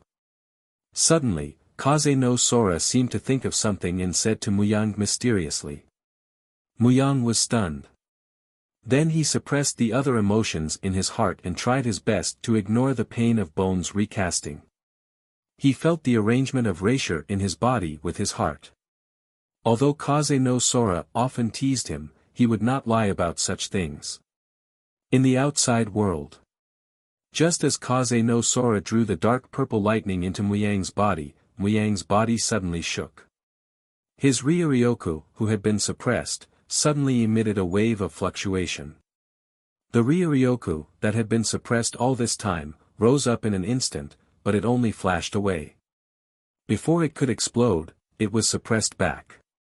The moment Muyang's Ryuryoku fluctuated, Yoruchi, who was closest to him, was immediately awakened by Muyang's powerful Ryuryoku from her nap. Although Muyang's Ryuryoku only fluctuated in an instant, Yoruchi still felt the extremely strong Ryuryoku hidden in Muyang's body. So powerful. So this guy has entered the Sword Zen. Although I don't know what he is experiencing now, just the unconscious Ryuryoku fluctuation is so powerful. This guy is indeed worthy of being the 100-year captain. Shit. What's wrong, Tessai? Hearing the sudden exclamation of the Tsukabushi Tessai, Yoruchi immediately turned around and asked with a serious face. Just now, Captain Kimura's Ryuryoku suddenly fluctuated. Because of the sudden and unprepared situation, I did not cover his Ryuryoku in the moment just now. Although it was only at that moment, and Captain Kimura immediately suppressed his Ryuryoku, but I don't know if anyone just felt it. If it were. Tsukabushi Tessai did not continue to speak, but Yoruchi had already understood what he meant. If someone just felt it in the moment just now, then their situation was not good. Although that Ryuryoku was just released and retracted, there was no guarantee that someone wouldn't feel it. Even if they could not clearly know and find where they were now, but if carefully investigated, they could still find them. The worst thing is that if Aizen felt it in that moment just now, then their situation is even worse. Yoruchi glanced at Kisuke, who was busy making the jigai. Now Kisuke has just started to make the jigai. If it is discovered at this time, it is not a simple thing to escape smoothly. Yoruchi stood up, walked to the cave entrance, leaned against the wall, and now only prayed that no one had sensed it just now. Captain! Suzuki Kusu cried out in alarm. She woke up from her sleep. Her forehead was covered in sweat. Just now, she dreamed that Captain Kimura had died in an accident during a mission. The dream was so realistic that it was as real as reality. It woke her up from her dream. Sitting up from the bed, Suzuki Kusu reached out to wipe the sweat off her forehead. Then, she patted her chest with a frightened look. Fortunately, it was just a dream. If the captain was really gone, she didn't know how she would survive alone. Suzuki Kusu thought of the scene before she fell asleep. A happy smile appeared on her face. At that time, she was talking to the captain. This was a wonderful time that had never happened before. Although Muyang used to be very gentle to her and they often chatted, the last night was different. She felt that at that time, when she was closest to Captain Kimura, the distance between their hearts had never been so far. Suddenly, the smile on Suzuki Kusu's face disappeared. She revealed a frightened expression and her body trembled involuntarily. Her eyes were fixed on the thing on her bedside. It was something she was no stranger to. It could definitely be said to be familiar. She slowly reached out her hand to the thing on her bedside. Suzuki Kusu only hoped that what she saw was fake.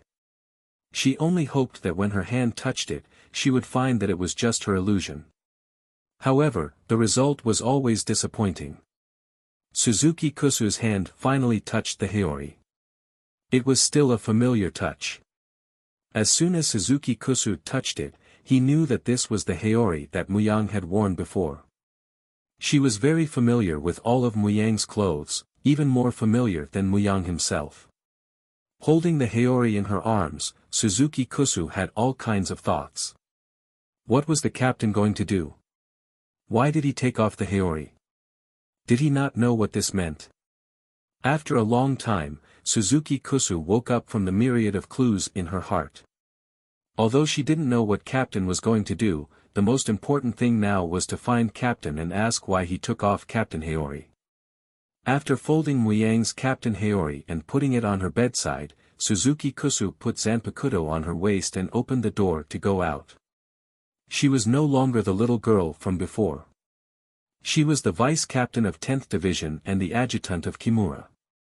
When Suzuki Kusu came out of the room, the sky was already bright. After asking the subordinates and confirming that they did not see Muyang's whereabouts, Suzuki Kusu could not help but add a bit of worry in his heart. The captain went out alone and did not even inform any members. It did not feel like a good thing.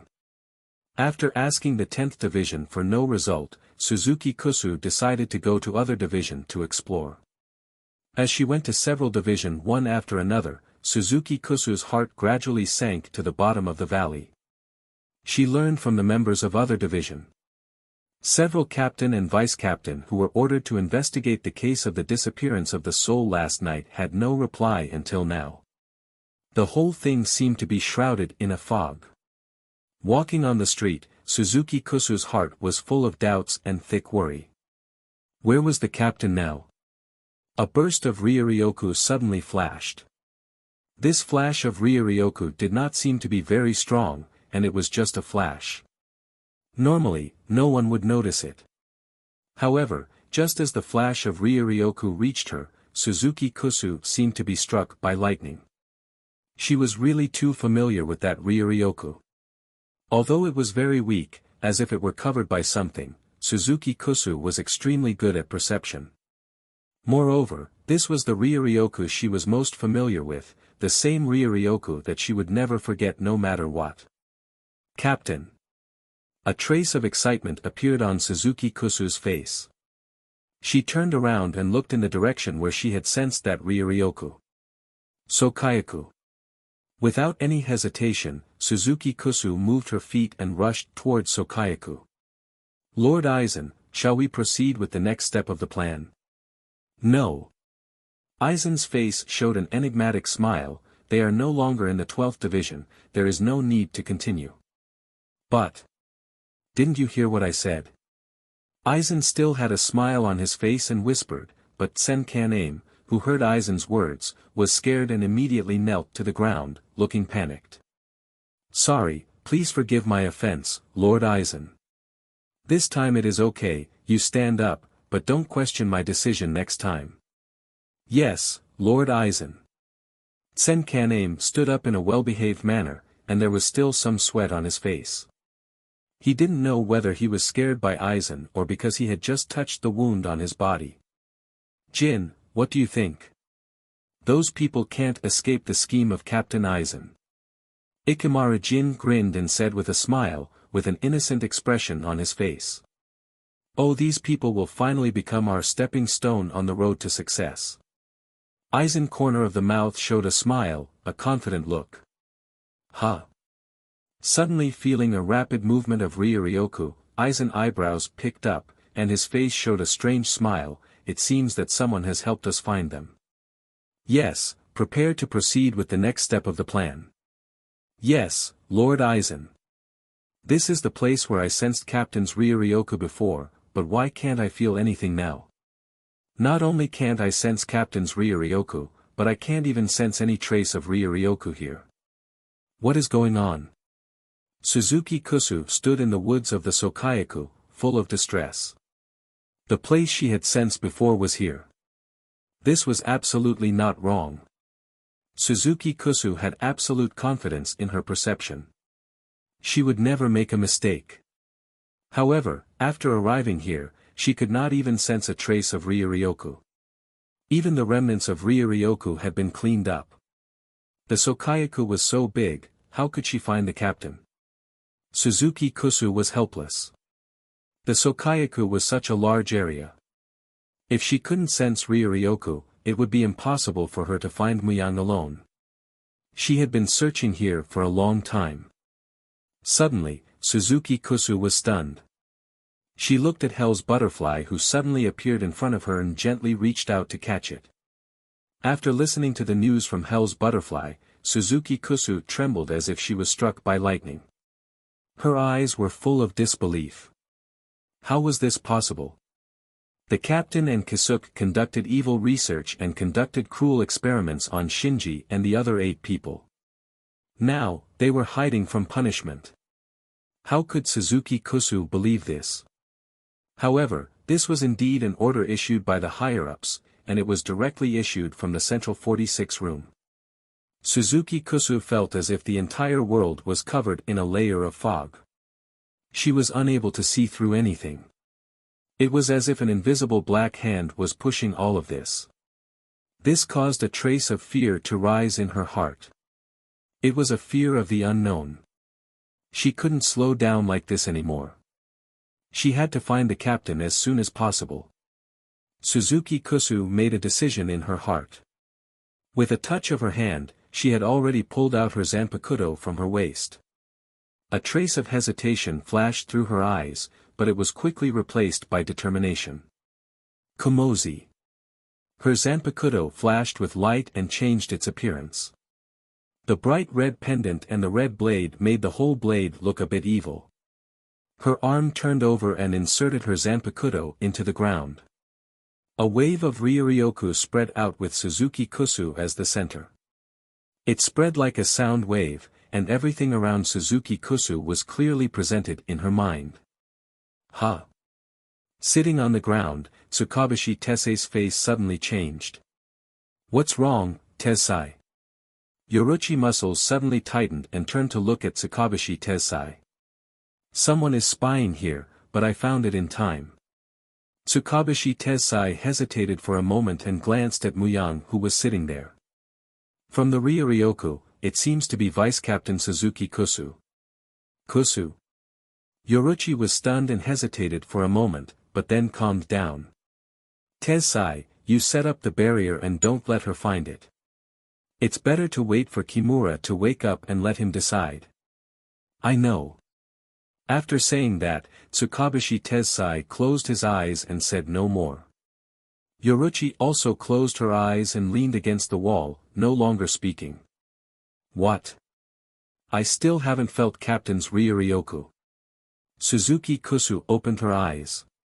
With her Zanpakuto's ability to explore, she still couldn't find Muyang's Ryuryoku. Suzuki Kusu gritted her teeth, her face revealed a trace of solemnity, and there was a faint trace of red Ryuryoku rising on his body. Bankai, Komozi.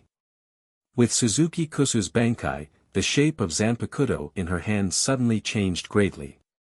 The originally red blade became as pure and transparent as white jade at this time, and the original red pendant became a pure white filament, hanging on the hilt. Suzuki Kusu herself was not known for her Ryuryoku. Although she had Bankai at this time, under the suppression control, she did not burst out much energy. Unless someone paid special attention, ordinary people could not feel any difference here. Suzuki Kusu looked at her Zanpakuto in her hand, and there was no joy on her face. This Zanpakuto, if not for an emergency, she would not let it show up in this form. She gently raised her Zanpakuto in her hand, and the white filaments hanging on the hilt seemed to have life. The original less than 20 centimeters of filament suddenly became long, and with Suzuki Kusu as the center, it spread out in all directions, as if there was no limit to extending, and each filament had a strange aura. Everything around was suddenly in the range of Suzuki Kusu's Ryuryoku perception. Found it. Suddenly, Suzuki Kusu opened her eyes and revealed a hint of joy. Her body instantly disappeared, and then he suddenly appeared outside the cave where Yoruchi and others were. Shit! Tsukabashi Tessai suddenly opened his eyes and his expression changed. What's wrong? Yoruchi instantly appeared beside Tsukabashi Tessai and asked nervously. Someone has invaded my barrier. Yoruchi's face suddenly changed, her body instantly tightened, and she was ready to fight. Found it. In 5th Division, Aizen, who has been paying attention to Suzuki Kusu, suddenly showed a smile on his face. What a surprise. I don't know what kind of surprise it will bring me next. I am really looking forward to it.